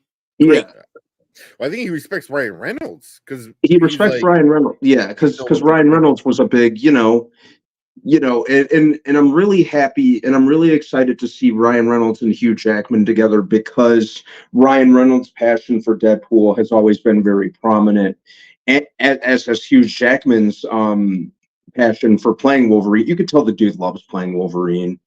For all my gripes with, he's the main character, and we say, oh, he's too tall, he's too Hollywood handsome. I really do have to respect the fact that he really does love playing the character. It's very evident in the interviews and him at conventions and stuff like that. So I'm really excited to see him and Reynolds together on screen. And furthermore, just the whole meta fourth wall breaking thing with Deadpool, I think I think him going from the Foxverse to the MCU just really works to the character's advantage. So I'm really excited to see that, and and just how meta they'll go with a lot of it. There's a lot of fun to be had in that regard. How many times does Hugh Jackman say, "Who are you talking to?" He's saying something to the crowd. When Deadpool's talking to the camera. Yeah. Yeah, I'd love at one point for him to be like, "Wait, who the f are you talking to?" It's going to happen. It's going to happen. Yeah. For sure. Yeah. That's gonna be epic. I feel like they do that in the comics though too, which makes sense. So, yeah. Mama Bear, tell him, Brian. Bad boys. Bad boys. I was thinking Logan Wolverine also be of the claws alone. What's that? I was thinking this is the Logan Wolverine also be of the claws alone. Yeah, because of the claws alone. Because of the claws, yeah. And taking time to come out and all that stuff. Yeah. That's awesome. The whiskey dick claws. It's like that was funny. That was funny. Yeah. Good. You're saying something? Oh no, I was just gonna say, yeah, yeah. Oh, now I get what Brandon's saying. Yeah, because he was like having trouble like retracting them in Logan. And Logan, he's having that same problem, and that's what it's in the same universe, and that's why that storyline with everything that Tank said makes perfect sense. Yeah. I mean, it's not my theory. It's definitely like a theory I've seen a lot on the internet, but it's one I think makes the most sense. So. Yeah. So Paul Rudd's age is like Ernie Hudson. I don't know, man. Ernie Hudson doesn't age at all. He just gets more jacked. Like, Ernie, you look exactly the same you did in '89. How? Yeah, he aged like all of 5 minutes. He did. I mean, and it's not fair because Paul Rudd's a vampire. Yeah. So, I mean, just saying. Although his son, like I don't know if you guys seen, there's like a clip during the Super Bowl or something like that. His son looks like a young version of him. It was like weird. I was like, did you just clone yourself? Like, what the fuck? Like, You know, vampires can't have kids, man. yeah, right. You never seen Paul Rudd walk in front of a mirror, have you? Just saying. I've noticed it. He's never walked in front of a mirror. Is that what you can do? You know, if you ever meet him, just reflection. And he goes around, like, he runs away. Oh man. He goes, but Brian, you have Hugh Jackman in it, so his star power alone could push it over the top. It's just rated R. You know, if it was PG-13 and we were able to have the same talk, then yeah, it will be $1 billion. Easy. Just when you can't bring little Johnny in and all the people that love X-Men and stuff like that, you can't watch. I think it affects the number. Yeah. Teenagers. I get what you're saying. Yeah, that said, I'm really curious to see, how this fares box office wise, because you're kind of crossing over markets to an extent with the MCU. So you have to wonder if that'll impact things. Are parents going to blindly take their kids? It raises an interesting question. We'll see. Yeah. But yeah, I don't see like 8-year-olds, 9-year-olds, that went to go see Avengers going to see it. But I definitely see maybe like 12, 13 and up, maybe going in with absolutely. Their family. It's the kids that are 8, 9, 10, 11, 12 that don't allow you to get the money. But it's really, really close. Really, really, like, don't be looking at like, just almost there. Like you thought you had it, just a little bit harder. You just don't have enough adults. Yeah. And then Brian said, "What Joker made $1 billion? No, not the one with Robert De Niro. Yeah, that one. That one. And that one's a hard R, man. Very much. But $774 million came internationally. But that's a lot. That's a lot. What was that? China? Because of China? No, and I was going to say. Well, I was going to say what country? It never was released in China. Really? Why would you have mental health be released in China? Yeah, that's true. That would not happen. But United Kingdom, Australia, Switzerland, Italy, Spain, all did over $50 million. Okay. So it's just like a bunch, There's 44 countries, yeah. And if 10 of them are $50 million, that's $500 million, right? Yep. And then all the other ones are just get to the rest of it. So. Yeah. Yep. No way, Joker made that shit made $1 billion. Are you serious? Yeah. It's the only $1 billion R-rated movie. There's a lot of people want to see Hugh Jackman in the yellow suit. I could see it passing the $1 billion mark. It's gonna. I see what Brian's saying, but also people like Mama Bear, like there's a lot of people that wanted to see these two people. They wanted to see Jackman in the traditional kind of Wolverine suit. It's gonna get close. It's gonna be super, super close. I think everything you guys say makes perfect sense. Guess what it's not going to do? Make $1 billion. It's going to be close. Oppenheimer was one of the most epic movies we've ever seen, ever. James Nolan did it. Like all the things you takes to be great, it did, and still didn't make $1 billion because it was rated R. Yeah. But also with Oppenheimer, I don't feel like you're going to get the teenagers. Like, a 15-year-old, 16-year-old is probably not going to go and sit through Oppenheimer. But you had so many adults that did and saw it multiple times. So it bounced out. Yeah. Once again, so it's like, and it might probably not be a 65-year-old's probably not going to go see Deadpool and Wolverine. So like, it balances out. You know what I'm saying? Like, and it's just going to be hard for it to make that $1 billion. As much as I thought in the beginning, the more I thought about it, I was like, yeah, it's probably not going to get there. Yeah. But it'll have great sales. Yeah. Yeah. I mean, it's going to be a win for Marvel, like no matter what. Huge question for everyone. Do you think Hugh Jackman as Wolverine better than most MCU casting choices aside from Robert Downey Jr. as Iron Man? It's not even a good casting. It's a handsome casting. Yeah, I think he does a great job in the role. He's really I kind of it's funny, Drew, that you mentioned Robert Downey Jr. because I kind of compare Hugh Jackman to Robert Downey Jr. in the sense that he's really made the role his own, and he's kind of made it work to his sensibilities as an actor. So I think that even though there were some things, there were some fanboy, gripes that I had. Oh, he's too tall. He's too Hollywood handsome. But he does make it work to his advantage. But is he good casting or is he just a great actor?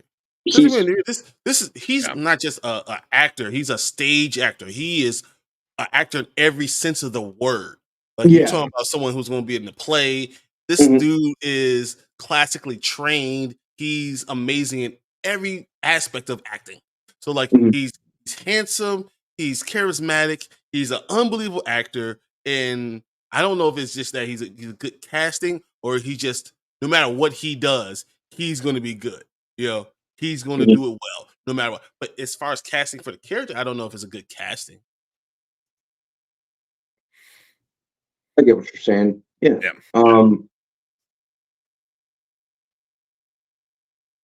I kind of I'm not sure how to answer that because I get what you're. I agree with Brian. A great actor in a role, and he's great with it, and I enjoy seeing him.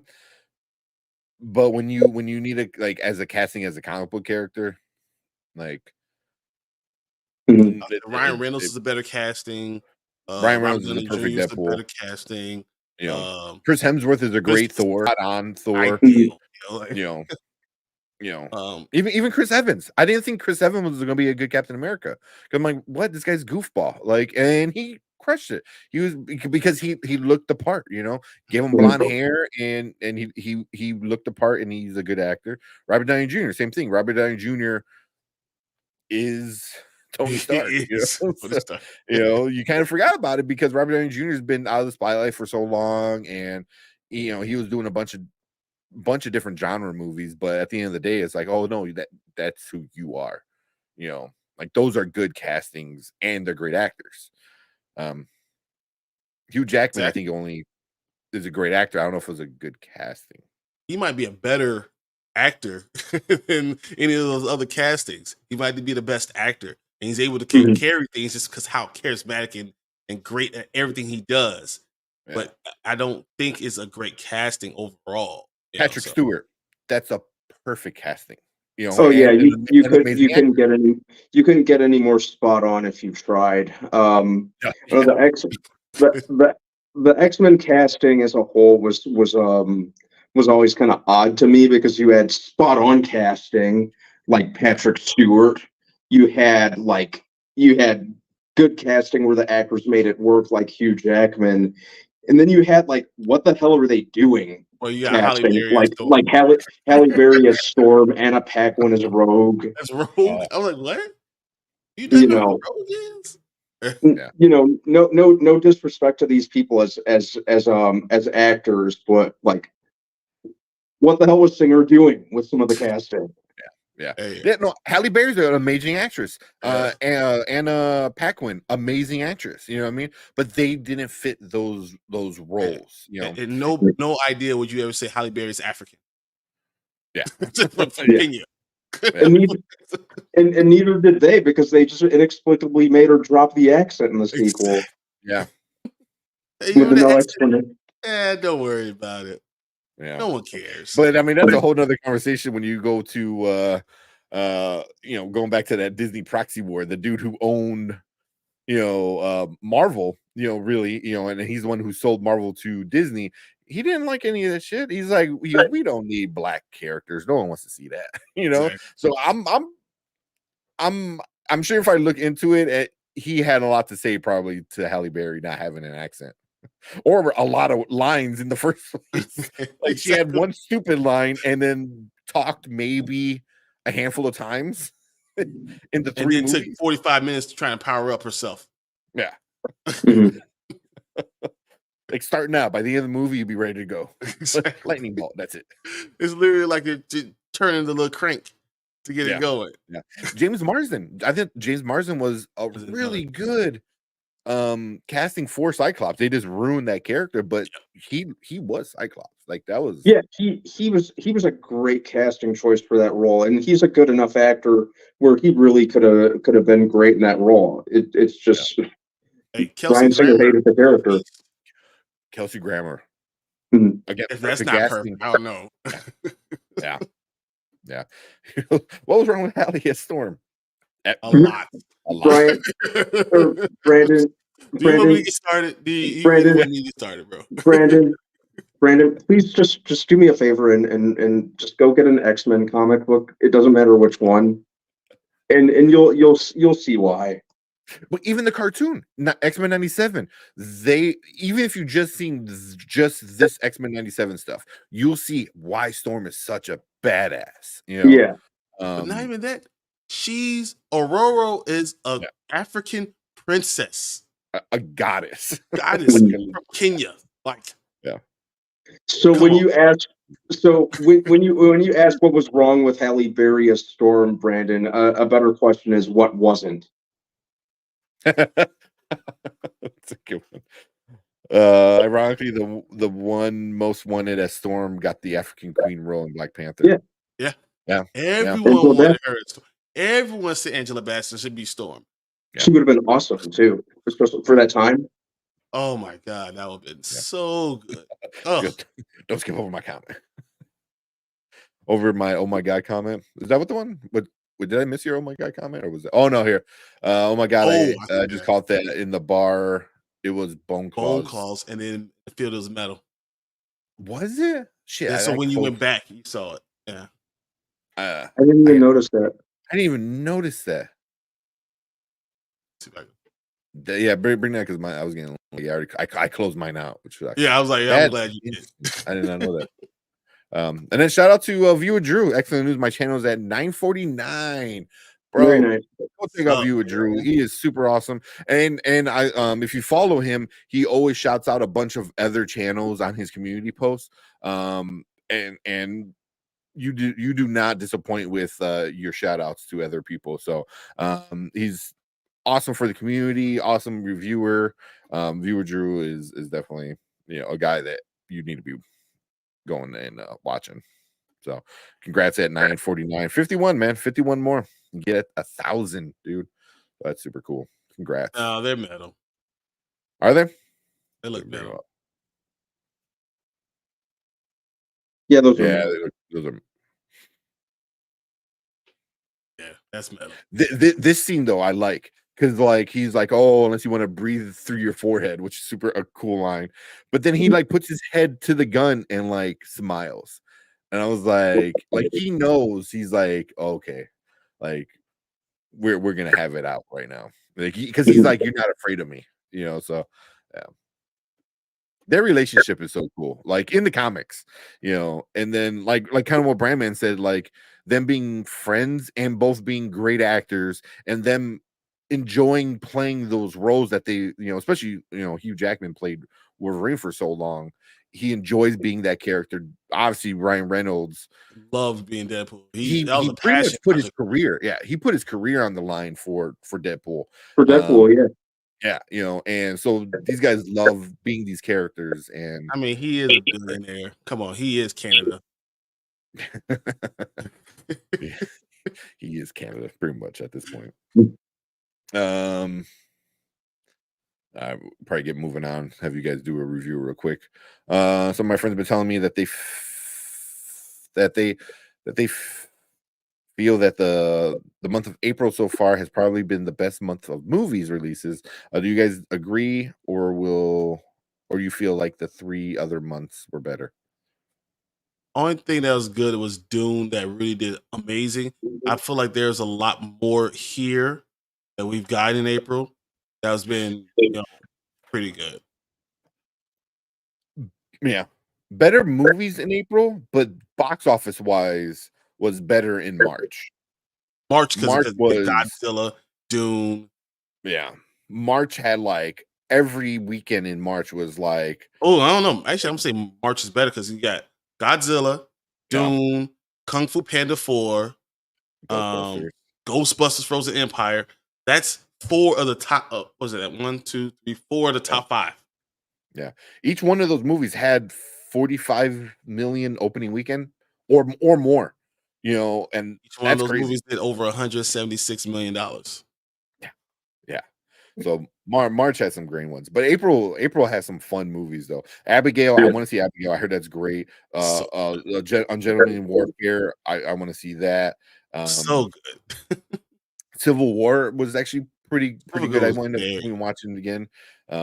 So yeah. I feel like there are more artsy type of movies in April, but like Mm, blockbusters, March had blockbuster after blockbuster after blockbuster. yeah, it was. Oh yeah, it was blockbuster month. January, February are usually me, which yeah, they usually are. Yeah, yeah. There you go, Mom Bear. Please just drop you guys a sub. Look at that. You won't be Learn disappointed. to love. Monkey Man came out in Oh, April. Monkey Man, Monkey man. Man was a lot of fun too. That's why it's like Civil War wasn't going to make a lot of money. Monkey Man wasn't going to make a lot of money, but those are good movies, like really good movies. So, Deadpool usually a February movie. Was it? It has to be like because each one made over 700, and if it was in February, then yeah. I know, yeah, Deadpool 1 was in February of that year of 2006, and then Deadpool 2 was like in May of 2008. Or Wow. 20, not No, 2018, 2016. I'm stupid. So it's balancing it out with pre-pandemic too. So it's like, and that's why I say like it's still going to be 900. It's going to be good though. It's going, it's going to make a lot of money, but just not what we thought it was going to be. Bad Boys 3 is a January movie. If you can get a good movie to come out in those months, you probably banking Clean a up. bunch of money because usually, like Mama Bear said that those months are kind of cruddy. So if you put one good movie in those months, it'll do well. Bigger than Doom, book it. What is it? Bad Boys 3. No, he said he's talking about Deadpool. Deadpool. Oh yeah, I agree. Yeah. You have to be in certain mood to be able to enjoy Doom. So yeah. I stand by my comment. No, that's why usually they are. There's always going to be a couple of movies that come out in those months that are going to be like that one good one.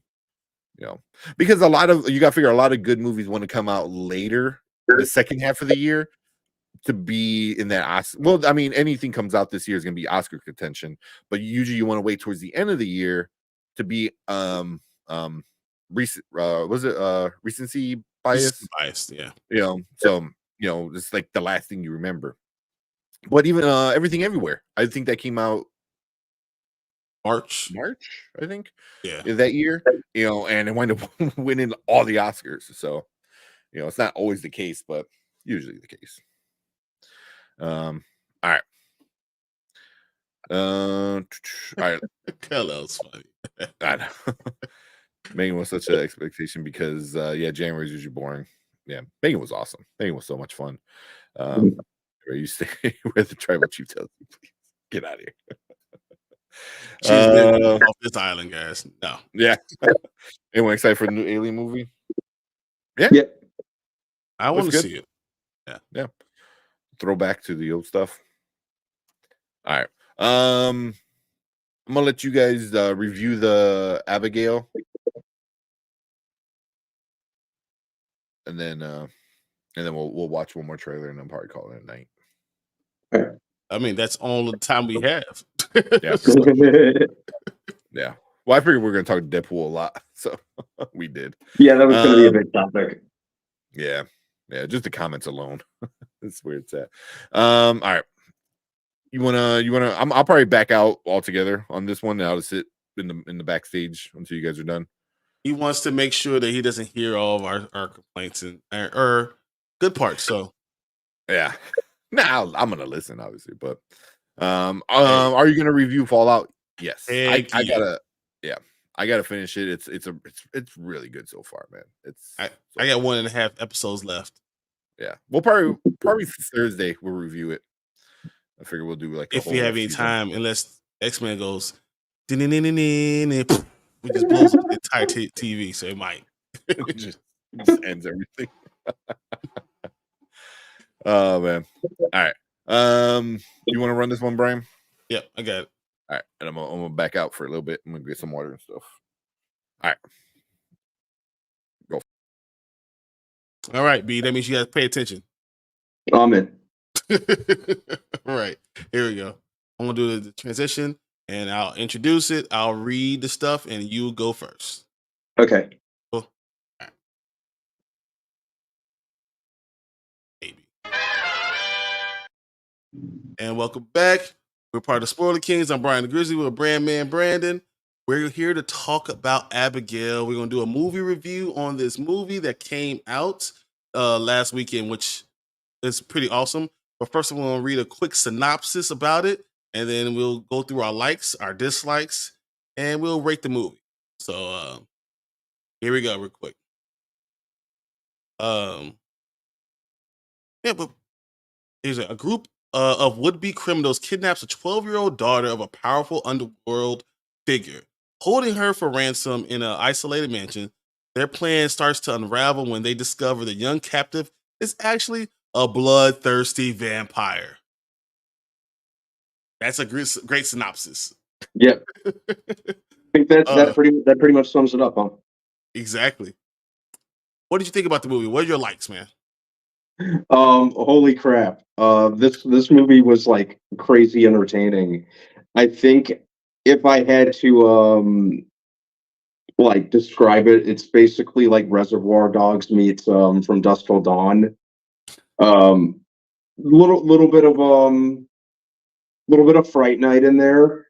The original Fright Night. I was like, not 2023. Not the 2020, not the 2011 version.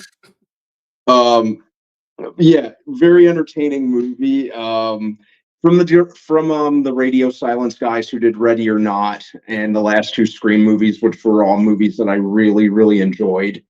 This was just a fun movie to sit through. Very much a creature feature. I thought the acting was I thought it was well cast. The little girl who played the title character, Abigail, Alicia Weir, she's got a career in front of her. She was amazing.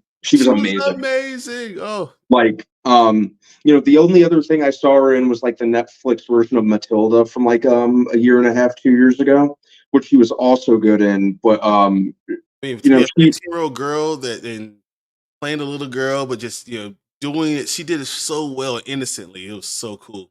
Yeah, even the parts before she drops the ruse and reveals what she actually was, I still bought it. I'm starting to grow fonder of an actress that I wasn't really fond of early on, and that's Melissa Barrera. I'm starting to like her more and more with each role because, as you know, she didn't do much for me in Scream 5. To the point where I was very much mocking her, and now I'm starting to take back everything bad I had said about her. Because now she's really starting to find her groove as an actress, and she was great in this. Another actor I gotta give his props to, this is coming, Dan freaking Stevens. Yep. That dude is just great in everything he's in. He just plays a total dickhead of a character, but I still liked him because he's Dan Stevens. So you're literally making my point for me. Giancarlo Esposito, Kevin Durand. Kevin Durand is a perfect character for what he played. He's perfect for the character. Just like a lunkhead of a character. I like the atmosphere of the movie. It kind of reminded me of Ready or Not, just from a visual standpoint. I wouldn't be surprised if this took place in the same universe as Ready or Not. Agreed. I liked it even played one of my favorite. They have a needle drop of one of my favorite bands, Danzig. Um, so like any movie with a good Danzig needle drop is okay, is good with me. Gorier than I expected. Holy crap, It there was was no shortage very of that. I'm surprised seeing they seeing like yeah. bloods and guts, actual guts. I was like, oh, Yeah, and like the explosions, like the you know, that was crazy in that regard. I what else was there? Oh, also a like just a fun Easter egg that when Abigail is naming all like the thieves' real names, she calls Dan Stevens' character Adam Barrett, and Dan Stevens outside of Downton Abbey, like one thing that really put him on the map was the movie The Guest.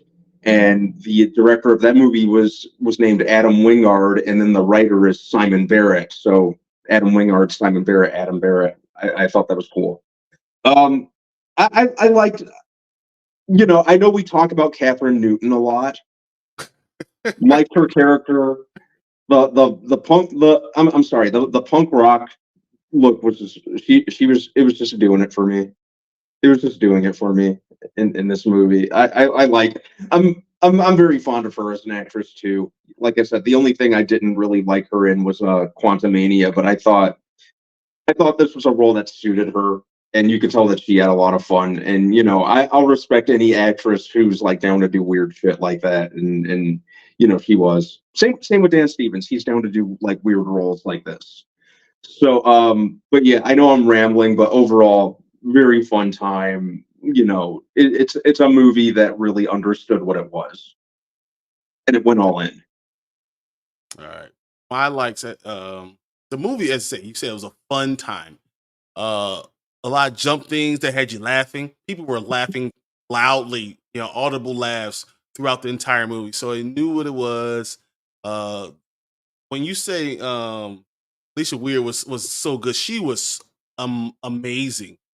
Uh, her transformation from like, being a little girl to being like a blood-sucking vampire, and like all the things she did was amazing. It was so just believable. It's almost it was freaky. Like you were literally afraid of this little girl, Mhm. and the dancing was added to it. And it was funny. I thought that was very cute. Because you think of this little prissy like little girl, and you realize she is the monster. She's Yeah. the real monster, the one who killed all these things, all these people. That Mhm. they tore their heads off and guts and everything. You find out it was just her. Yeah, and You know, it kind of works for like what a vampire is, because you kind of when you think of a vampire, you think very theatrical and over the top. but you Um, made it work for you because you think about the whole interview with a vampire. So I think about that and the whole Claudia, that character, right? mhm. And and I think about it when you turn as a vampire that young, that you need to make it work for you, and she Yeah. made it work for her for real for, as she Mhm. said, centuries, decades, whatever, for hundreds of years she did it. And Mhm. I thought that even her storyline was really cool. Her character arc was really cool. All of that Yeah, was really good. So I she should be agree. number one.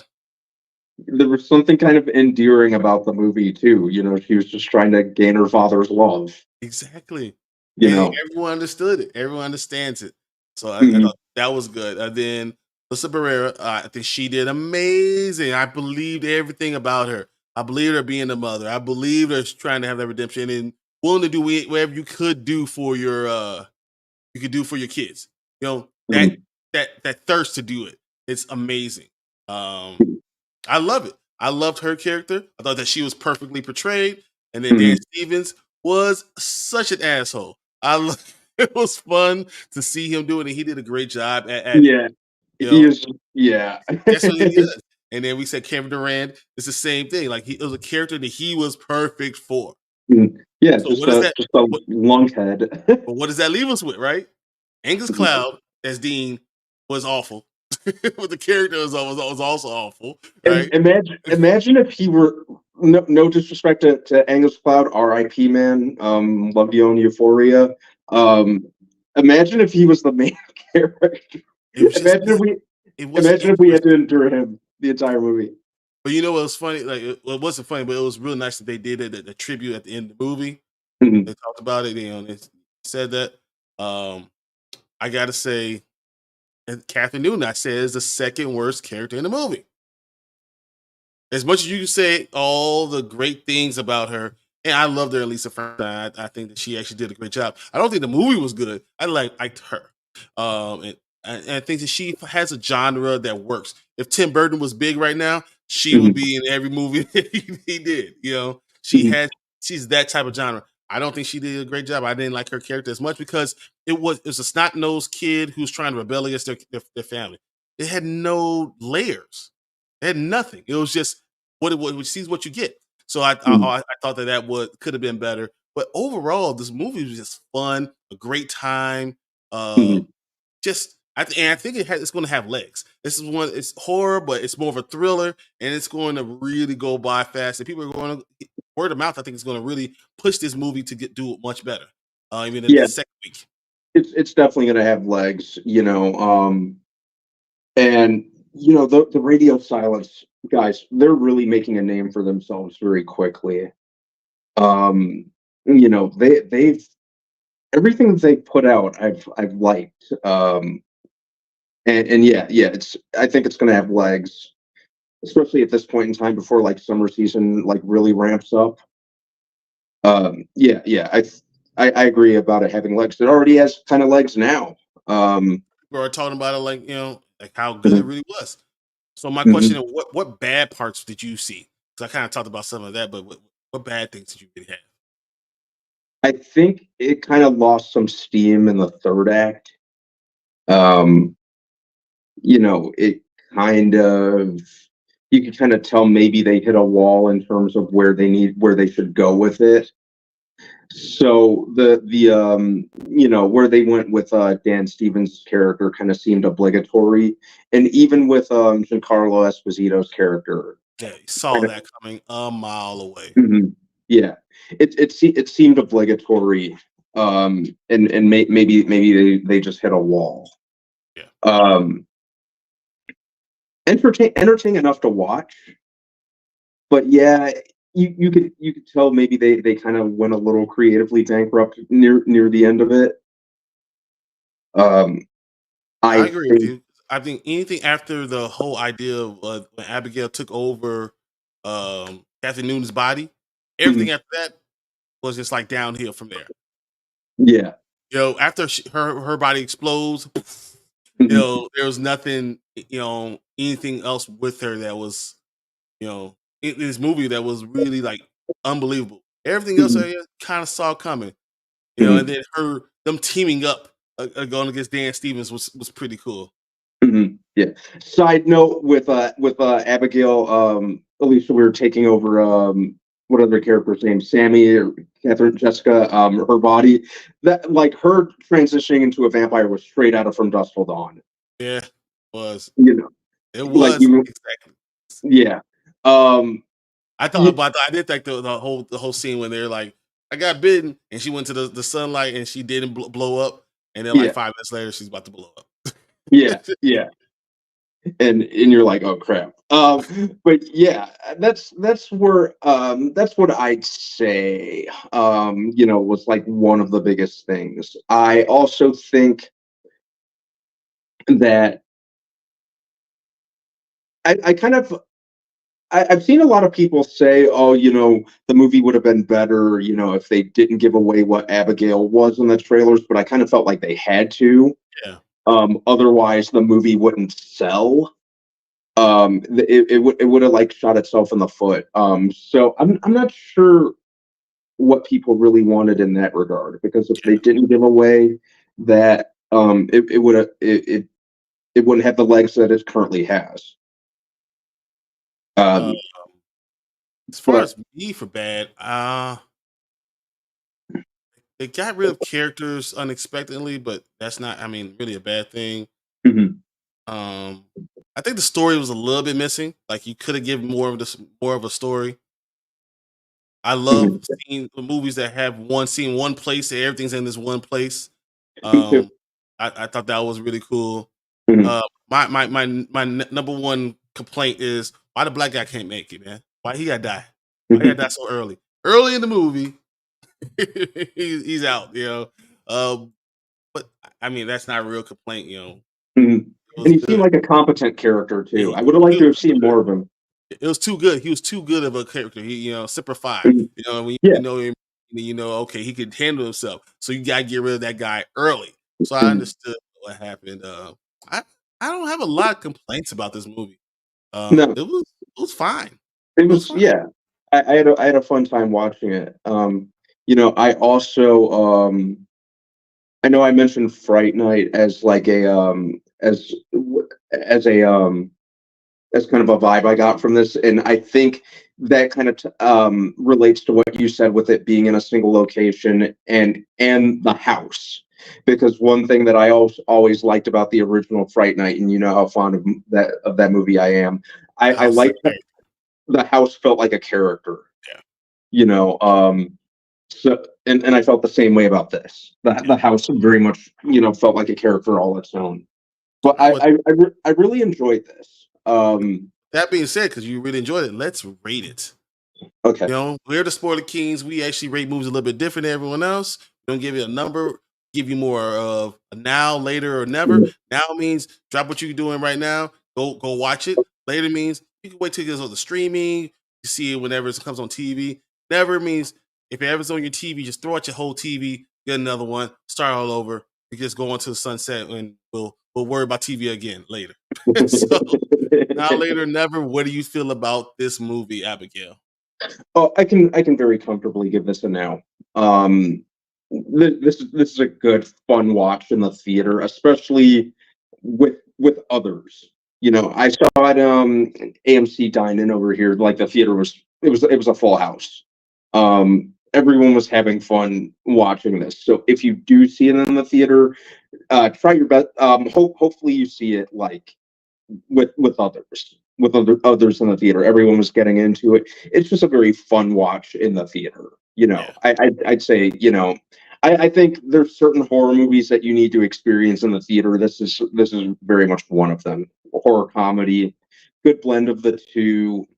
A lot of laugh out loud moments, some jump scares, some legitimate creepy moments too. Very well acted. Just it knew what it was. So I'd say go see this in the theater. This is a now. And give this a now.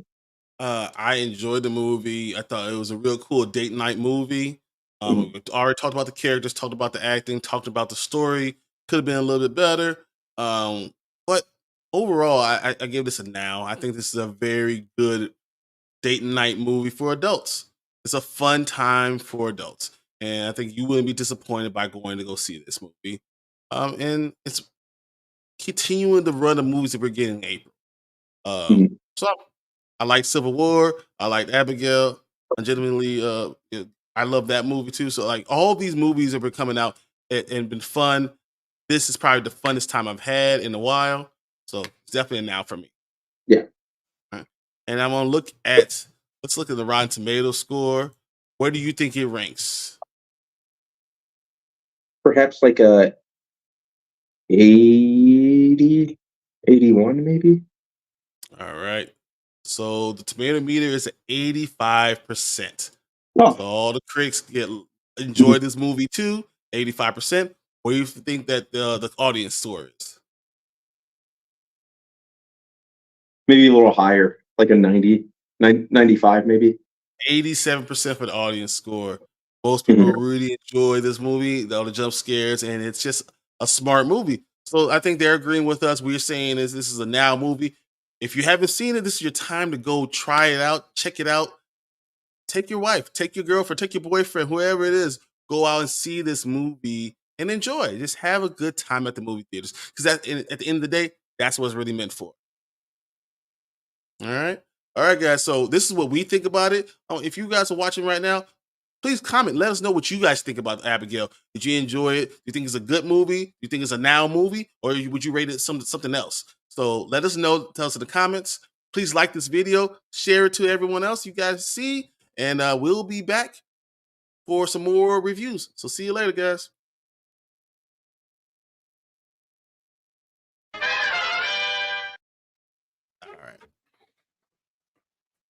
Cool. I've been watching the comments. Everyone's talking about like Yeah, there was supernatural stuff. I know, and you know, I know. it kills me. I'm like, oh my god, you're talking about supernatural. I don't wanna That's why I'm laughing. I was like, everyone's talking about supernatural, and Brian's like sitting here like biting his tongue. Oh my But god, so, you know, how dare you talk about supernatural with me here? I can't talk about it. I'm doing this stuff. Oh god, yeah. I We love got it Hanzo so in chat. much. What's up, Hanzo? What's up, Anzo? Hanzo. Man, you know how much I love it. And then you guys talking about Wayward Sisters. Wayward Sisters was going to be terrible. First off, I'm just letting you guys know. So Young Bobby and Rufus would have been a great spinoff. I would have enjoyed that one. That's what they should have done instead of the Supernatural prequel. Should have done that one. I was literally dying. I was watching. I'm reading all the comments. I'm sitting there like, I'm reading the comments. I was like, oh man, I know Brian has about this, about that. oh man. Oh, On the topic of Catherine Newton. That's how it started because she was gonna be in that spinoff. yeah. So Wayward show. Sister was going to center around her. You know that. You know, and I'm glad they didn't make that. I'm glad they didn't make the cut. I would have loved to see a Bobby and Rufus. I would have loved that. Cool. That would have made so much more sense. And it would have went right into Supernatural, and you understand their storyline and all of it. Yeah. Them. Did you watch the Winchesters? Yeah, I saw. Like prequel kind of thing. I was like, it didn't even follow the story that we saw in Supernatural. Yeah, because I watched a few episodes and I'm like, I'm not digging it. So I just like stopped. So yeah, no, it was a good thing. Yeah, okay, that's good. But yeah, I was reading all the chat and like everyone's talking about supernatural stuff. I'm like, oh, yeah. No, Wayward Sisters would have been cool, but Cat Newton would have had to be would have been terrible as usual. Yeah, real Jared was a strong actor when the show started. He improved every year. Jared was. Jared Padalecki was great. Great. I don't know what you're talking about, man. Catherine Newton, her problem was also her character was annoying. You know, that annoying 15, 16-year-old that always thinks they know what they're doing, but they're making all the wrong decisions. Her character herself was annoying. So no one was going to enjoy that. Yeah. I don't know why they decided like, oh, this is going to be the spin-off show. I was like, what? It's like, do it with characters people already love. Like, I don't know. Well, see, and I think that what it is that Catherine Newton is someone that the studios try to push. What? Those are fighting words, Callie. I know.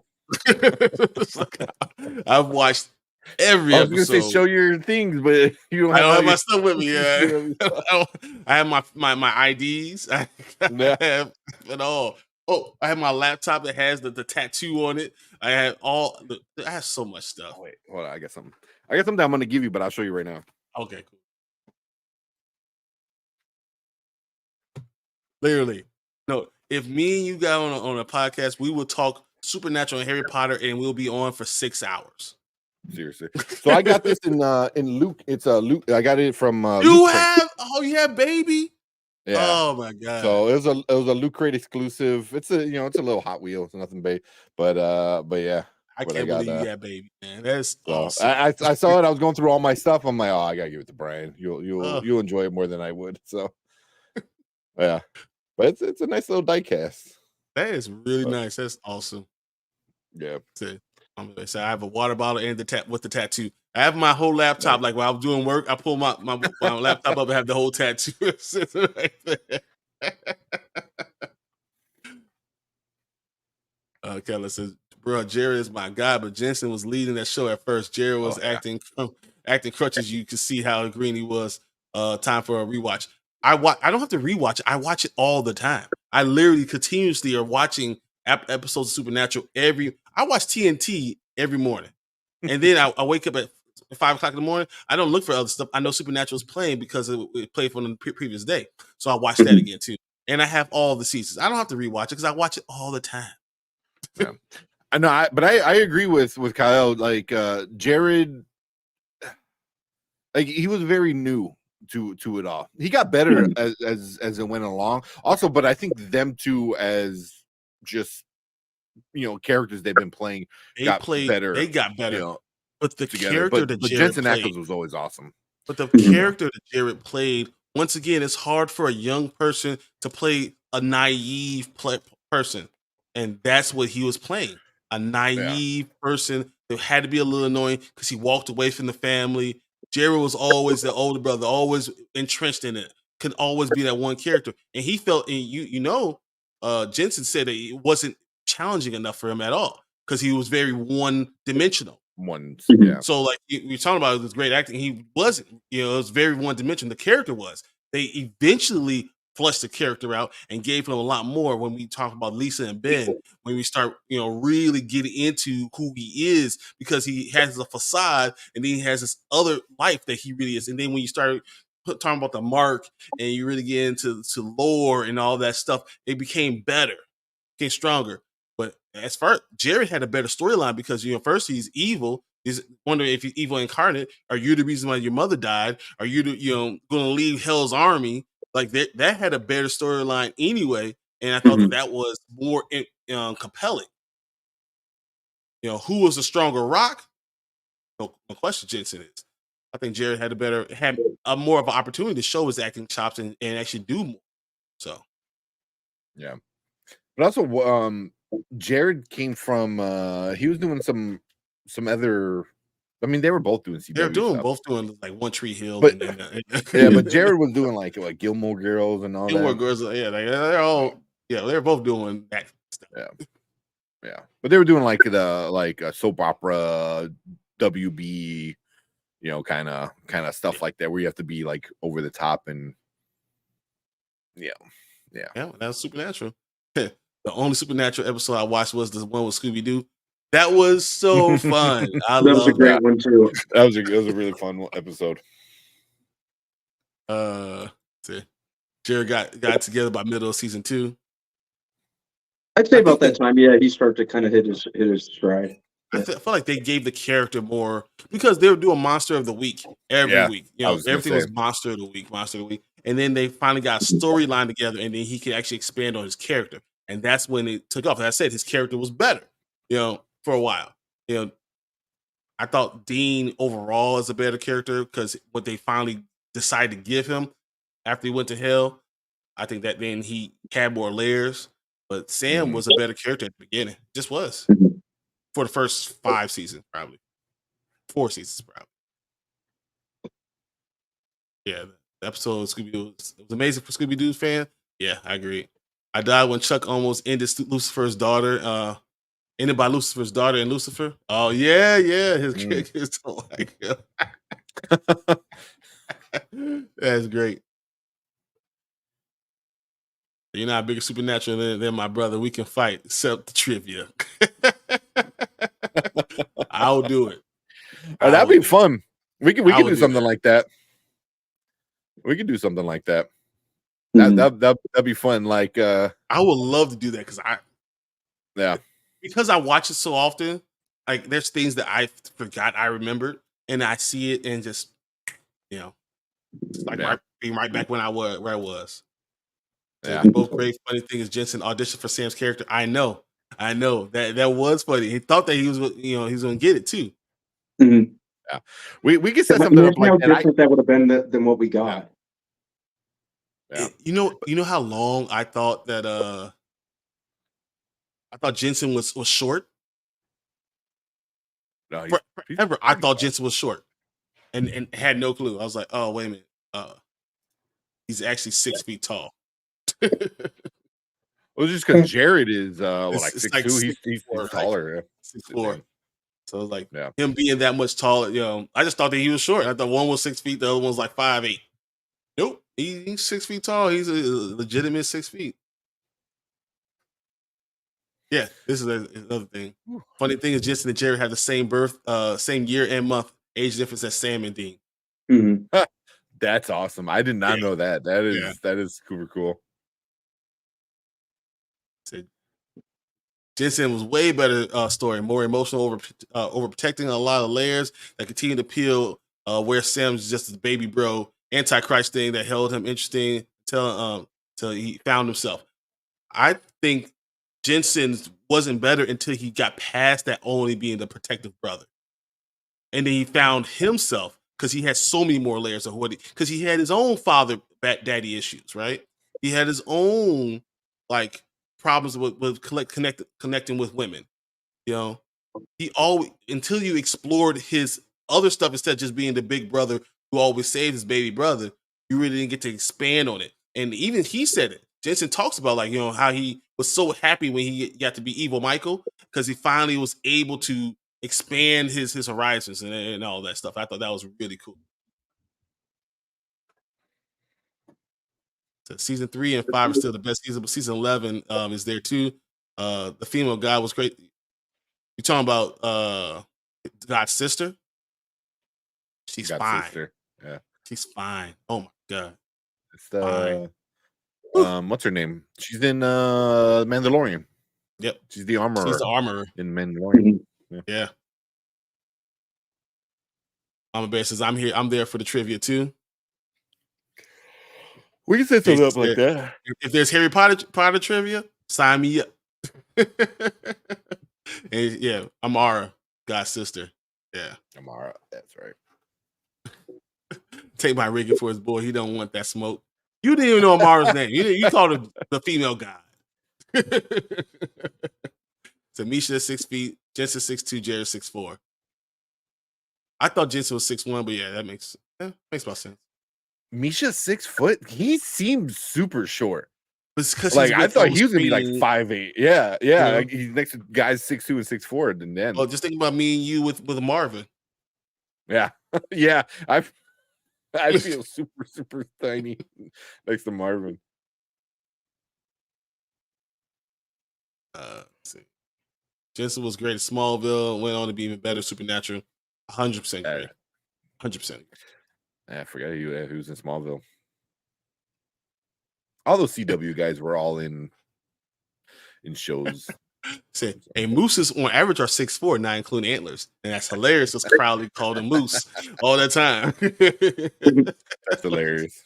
I like that. Oh man, crazy. Yeah, I agree. Yeah, Kevin in here. We saying Hulu Under the Bridge will get Lily Gladstone Emmy nomination this year at this year's telecast. Really? Okay. Under the Bridge. Gotta check that one out.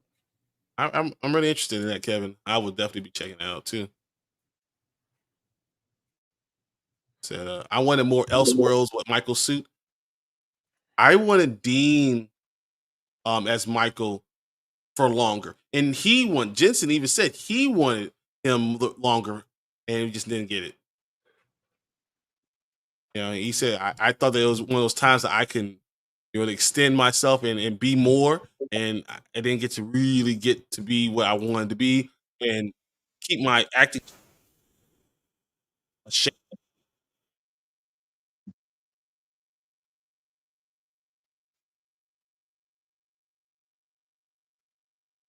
Says I guess that's enough supernatural talk. Once again, yeah, Misha does seem short of his character.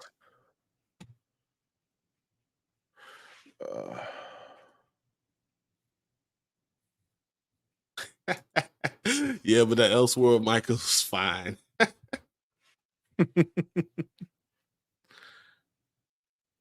I can't comment on that positive or negative, but yeah, I feel you.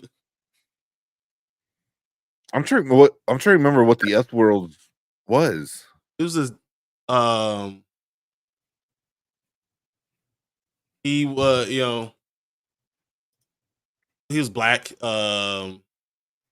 He was like 6 feet, 6'2" maybe. It was a good looking guy. What season was that?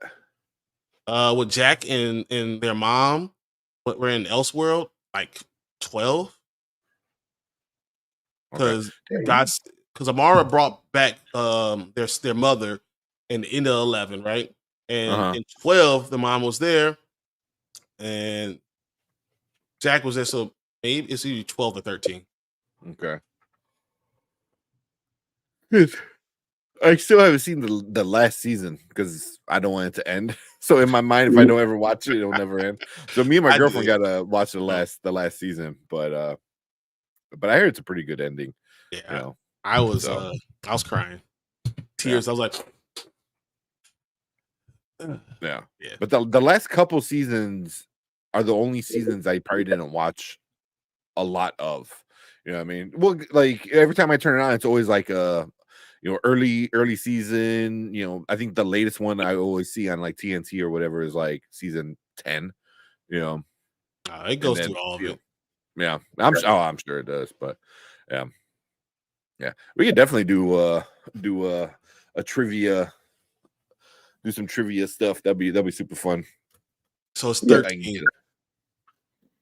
Season 13. Yeah.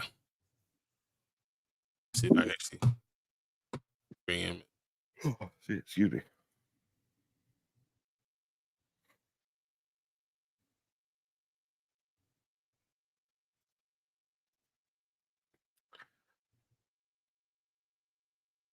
That's him. Shit, I don't remember that.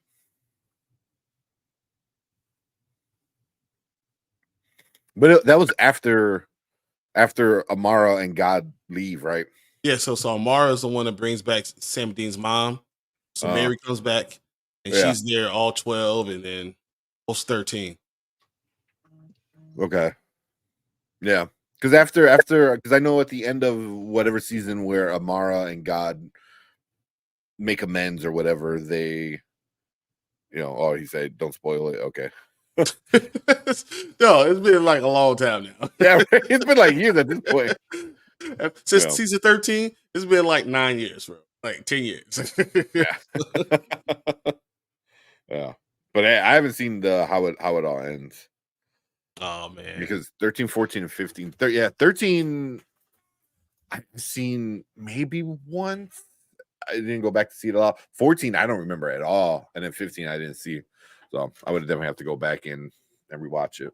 Me and Eric have been talking about that for like years at this point. Like, oh, we just need to start from the beginning and just go. But I do it all the time. Every time TNT restarts it, I restart again and you go with enjoy it all. Enjoy going through the monsters of the week. Enjoy the shaky start. Enjoy season 2 when it really start to kick butt. So yeah, I enjoyed all of those.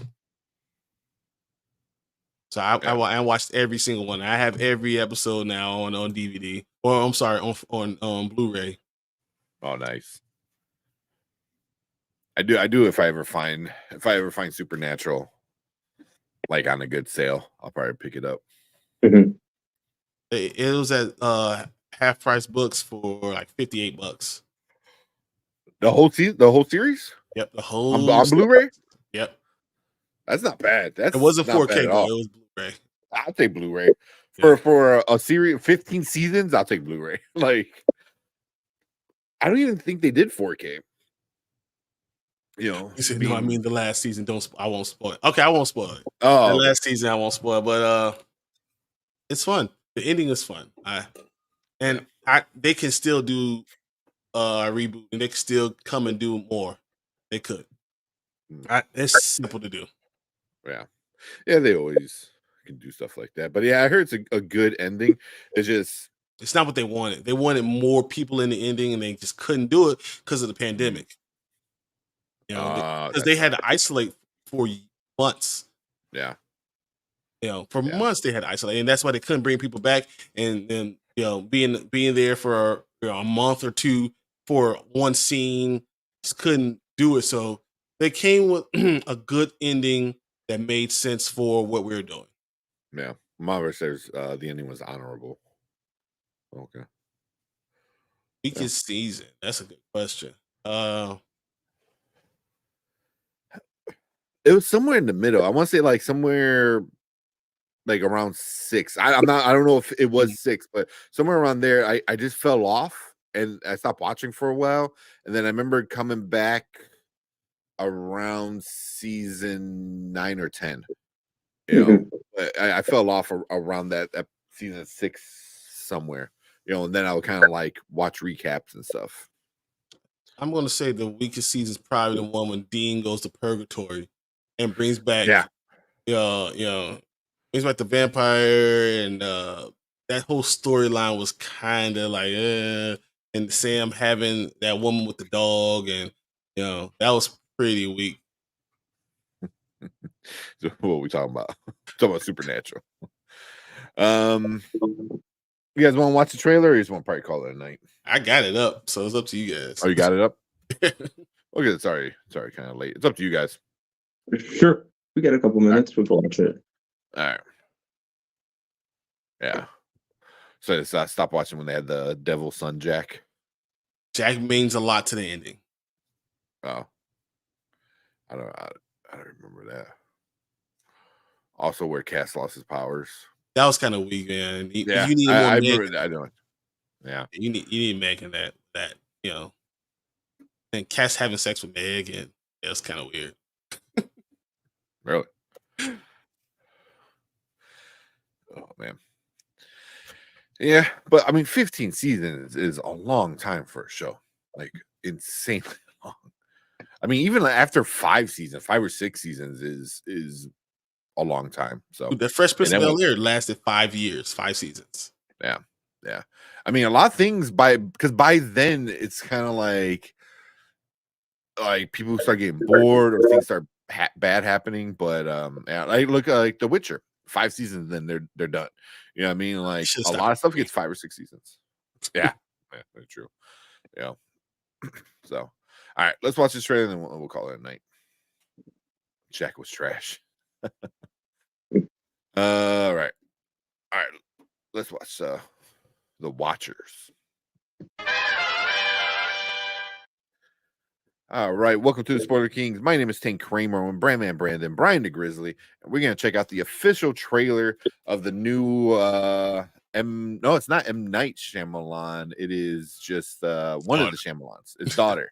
I forgot what her first name is. I'm sorry, but it is a Shyamalan movie. He produced it, but she directed it. The Watchers. So we saw the teaser. The teaser wasn't the greatest. Hopefully, the trailer gives us a little bit more of a story. We can get a little bit more hype for it. But yeah, let's check it out and see what it is about. Almost 3 minutes. Right. Okay. All right. Better. Well, I like that they're keeping under wraps like what these watchers are. Mm-hmm. That's actually exactly what worries me. That they're keeping under wraps what they are. Yep. Really? Wanna know why? It's M. Night Shyamalan. It's gonna be something stupid. It's gonna be something like an evil them, an evil self, like because she was doing bad stuff at the beginning and she was taking advantage of people at the beginning. It's gonna be like, oh, she did something and now because she's not worth it, her evil self has pushed her into this place and it's gonna be stupid. I feel it. I'm like that. Whatever. Yeah, I mean it's better than the teaser. Like I think what Brandon was saying, it's better than the teaser. I'm a little bit more interested in it now because that teaser was not. It didn't tease me at all. It got me angry. If anything, this one I'm a little bit more interested in what's going on. I don't know. I mean, there's a good chance it could be something stupid, but it looks 100%. You're banking on it. You're like, that's it. The Village Part 2. It could be what that they tie it together. Because all of a sudden, if you walk the other direction, you get out. Yeah. I don't know. It looks interesting. I think I'm a little bit more interested in it, but yeah. But yeah, the ending of this movie is for sure gonna make or break this movie. I can already tell that by the trailer. If it's a bad ending, then I feel I'll just be angry. Yeah, be mad, right? Yeah, just be prepared. Be prepared for it to be like moles or something, like some mole people, evil moles. Yeah, anthropomorphic moles. It's gonna be like Yeah, it's gonna be like small woodland creatures, like and Bambi leading them, and they're like putting skulls of humans left because they ate them all. It's gonna be like mice. My, Watch. just a bunch It's like of mice. No, it's Mickey Mouse because he's copyright free. You could do Steam Boy Willie, a bunch of Mickey. Oh man, that's hilarious. Oh man, yeah. Mhm. Yeah. Well, I have we more. we know how hit or miss Shyamalan is. We'll be curious to see how his daughter handles a movie When's the last hit? from Shyamalan. Knock at the Cabin got Knock pretty at good the reviews. Yeah, Knock at the Cabin was I liked. Okay, I don't know if it was a hit though, it but was okay. It was okay. you know, That was it got some good reviews. I mean, Old got some good reviews, but Old was not good. Yeah, Old wasn't my cup of tea. yeah, I didn't like it either. I liked I liked I liked Glass. Well, I liked Glass. I kind of liked Glass. Split. um, Split was the last hit. Split was awesome. Yo, I think I- that's dark movies. what's going on? I thought The Visit was pretty decent. I didn't like that either. Mhm. But Split was good. I think I could think of maybe 5 movies that I've really liked of M. Night Shyamalan. He's made like 30. Mhm.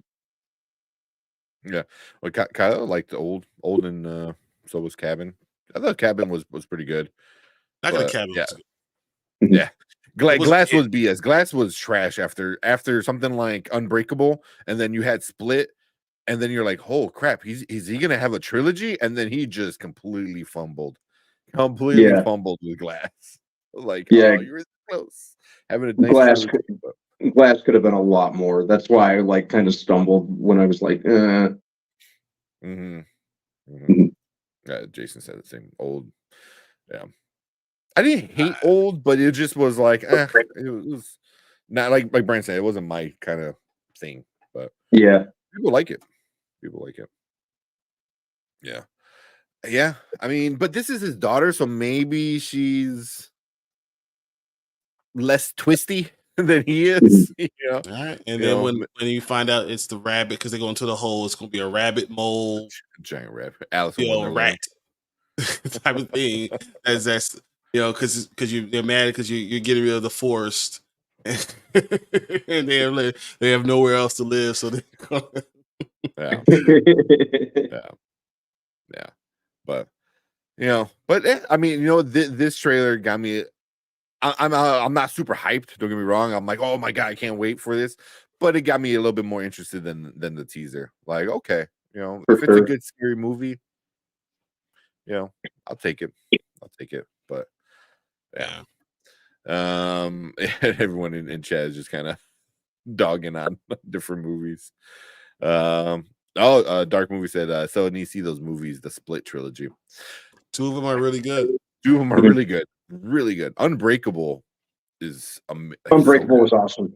That's when like Shyamalan was on fire. There was this follow up a year later after The Sixth Sense, and like people were like hyping him like he was the next Alfred Hitchcock. Mm-hmm. And then I don't really quite remember where exactly it really began to kind of fall apart. The Happening.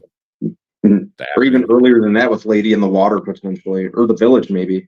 The Happening was before The Village, wasn't it? The It Happening was with the a trees couple years killing after it? The Village. What, I believe The Village. I believe The Village was in 2004. The Happening was 2008. I want to say. Perhaps.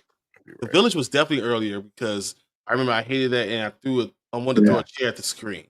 Yeah, I want to say The Village was 2004, summer 2004, if I'm not mistaken. Yeah, 2004, and Happening was 2008. Lady in Water, 2006. That one sucked. After Earth was not good. The Visit, 2015 was He had 3 in a row. Because I mean, Flip was good, and then Glass sucked. Old was all right. Cabin was all right. Yeah, Signs was good until the very end. I mean, I still think Sixth Sense, Unbreakable, and Signs. Those 3 in a row were good. Really good. Those are hits. Yeah. and then the village late in the water and the happening were bad, really, really, really bad. And then Yeah. After Earth, which was awful. The Yeah. visit, awful. Well, not awful, just bad. Mhm. Split, great. Glass, not good. Mhm. Unbreakable, so good. Mhm. Okay. Knock at the Cabin, I enjoyed it. I did enjoy it. Yeah. And we'll see how this new one Trap is from him. It kind of seems like an interesting idea. Like I said, like we said the other day, Shyamalan has interesting ideas. It's It's great just idea. that unfortunately he doesn't always stick the landing. He's got to, He did do The Um, Unbreakable Signs. the Avatar. Oh, I didn't. It's not even on this list. because he only produced He didn't direct it. I thought he directed it. Unbreakable. I don't believe. I think he produced Unbreakable. He directed Unbreakable. He Right, wrote and Yeah, but directed it. Avatar. I know Yeah. he wrote it, but Avatar should be. Yeah, he was the director. He was the director for Unbreakable. Yeah, yeah. So Unbreakable, Signs, The Village. They were all Disney films. That's interesting. Mhm. Because what studio was that at the time? That'd have been What, like Miramax. I think they own I think Miramax I think for a while. I think Unbreakable and Sixth Sense were Touchstone or Hollywood Pictures, Okay. maybe. Yeah. Perhaps I'm wrong. Brandon said, "No, do not disrespect Alfred Hitchcock with a name like that." No, So but I mean, but that's what he people were saying. directed. That's what people were saying. That's how they were hyping him. At that point in his career, especially after the Sixth Sense. So he directed Praying with Anger, Unbreakable, Signs, The Village, Lay in the Water, The Happening, The Last Airbender, Devil, After Earth, The Visit, Wayward Pines, Split, Glass, Old, Knock at the Cabin, and The Servant. Mhm. He directed Devil. I thought he only produced that. He directed it. That's what he said. Okay. Mhm. Devil Yeah. was not too bad if I remember. I thought it was actually pretty good. Yeah. Oh yeah, where they're on the elevator. Yeah, that was a good one. Yeah. Oh, that was Wasn't again there- cool wasn't there- concept. Wasn't there something with them like predicting the presence of the devil with like a piece of toast or some weird shit like that in one part of the movie? Yeah. That sounds. That is what happened. Well, he Yeah. he didn't direct that one. He didn't direct Devil. Mhm. It was John Eric Dowdle. Mhm. Doodle. I don't know how to pronounce his Mhm. last name. Yeah. He was a producer. And I remember the happening, or as I call it, the crappening, was just so bad. Mark Wahlberg's performance in that movie was just I don't know what he was doing. Marky Mark either like hits it out of the park or Mhm. just completely craps the bed with some of the movies he's in, man. It almost felt like someone doing a Mark. It almost felt like Mark Wahlberg doing a Mark Wahlberg impersonation. And you're right. Ice cream, He didn't direct it. He wrote it. Mhm. Oh, okay. He's the writer on it. Screenplay, I'm The looking Story at of the Devil, Airbender, Happening, in the Water, The Village, Signs, Unbreakable. He wrote all of them. Stuart Little.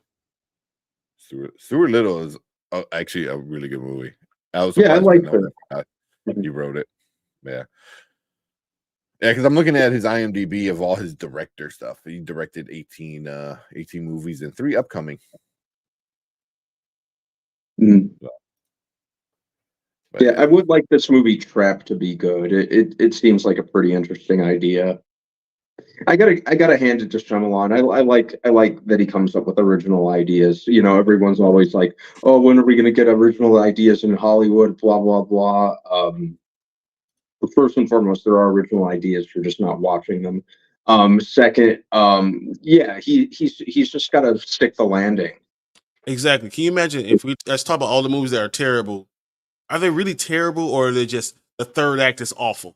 If he could just fix his third act in all of his movies. We can talk about all his movies being great.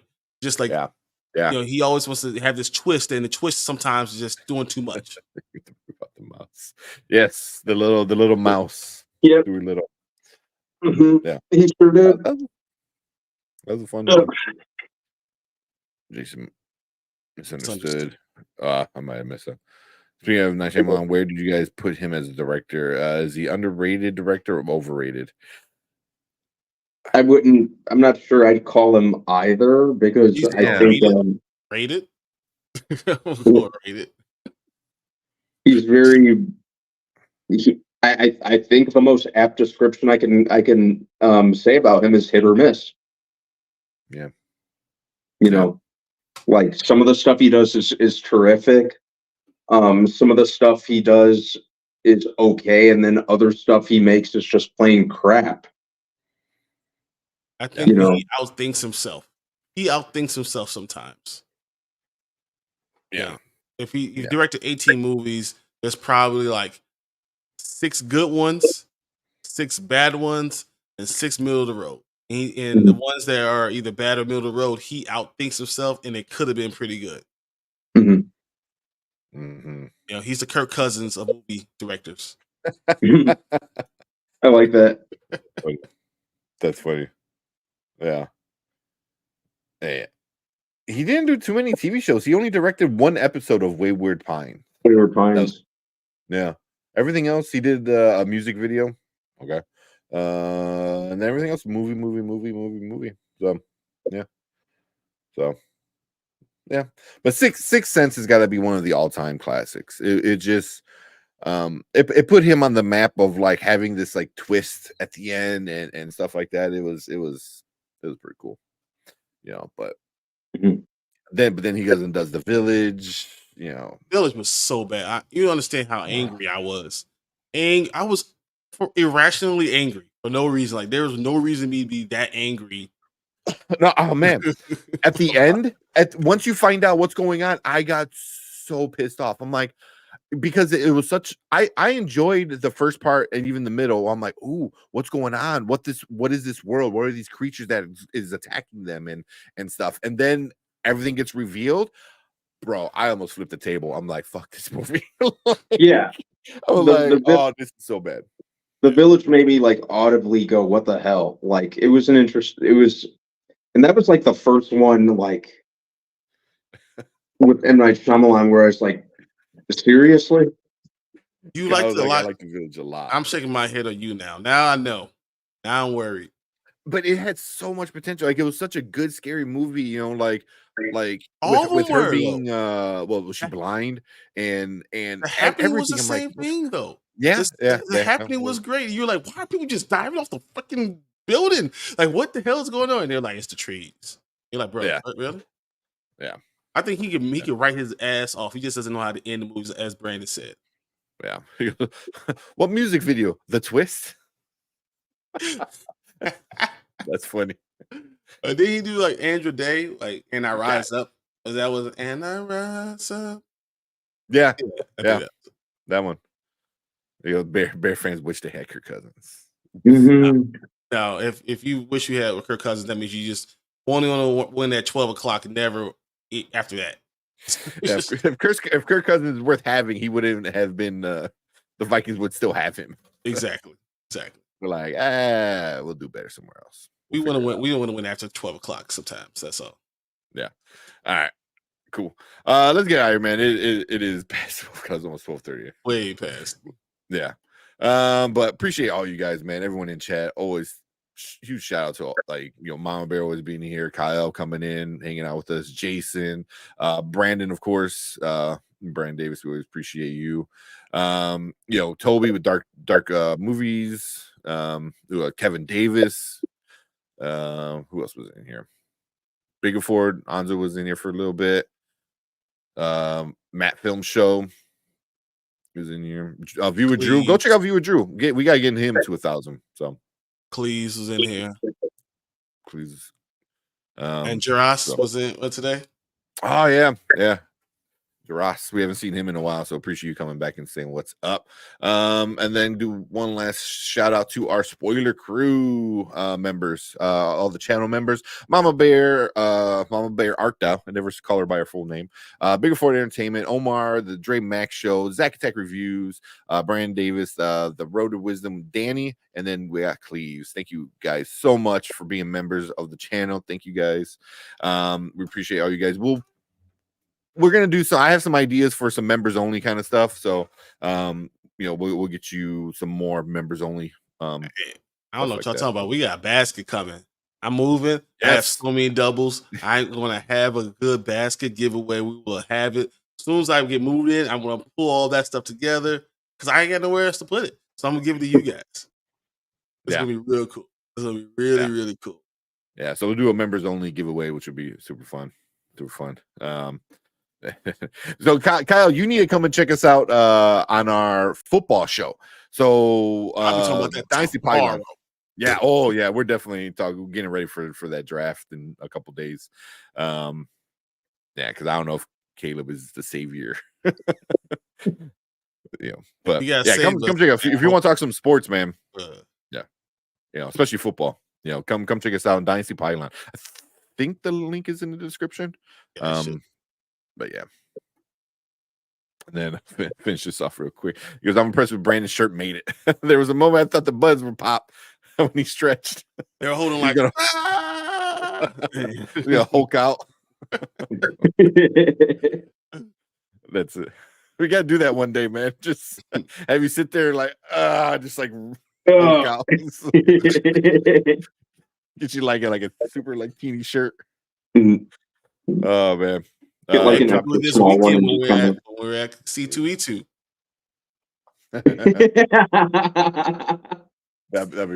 be cool. Let me drop the link real quick. There you go.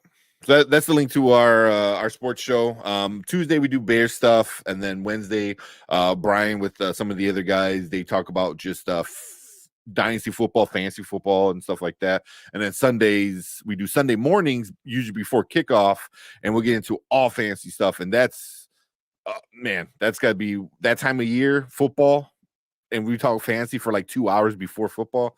It's man, I can't wait. It's always like a bummer when that time of year is done. So, but yeah, we're getting the draft, so we'll do something for Thursday. Oh yeah, so Thursday we're not going to be live here. So there's going to be no show on Thursday. We might record something.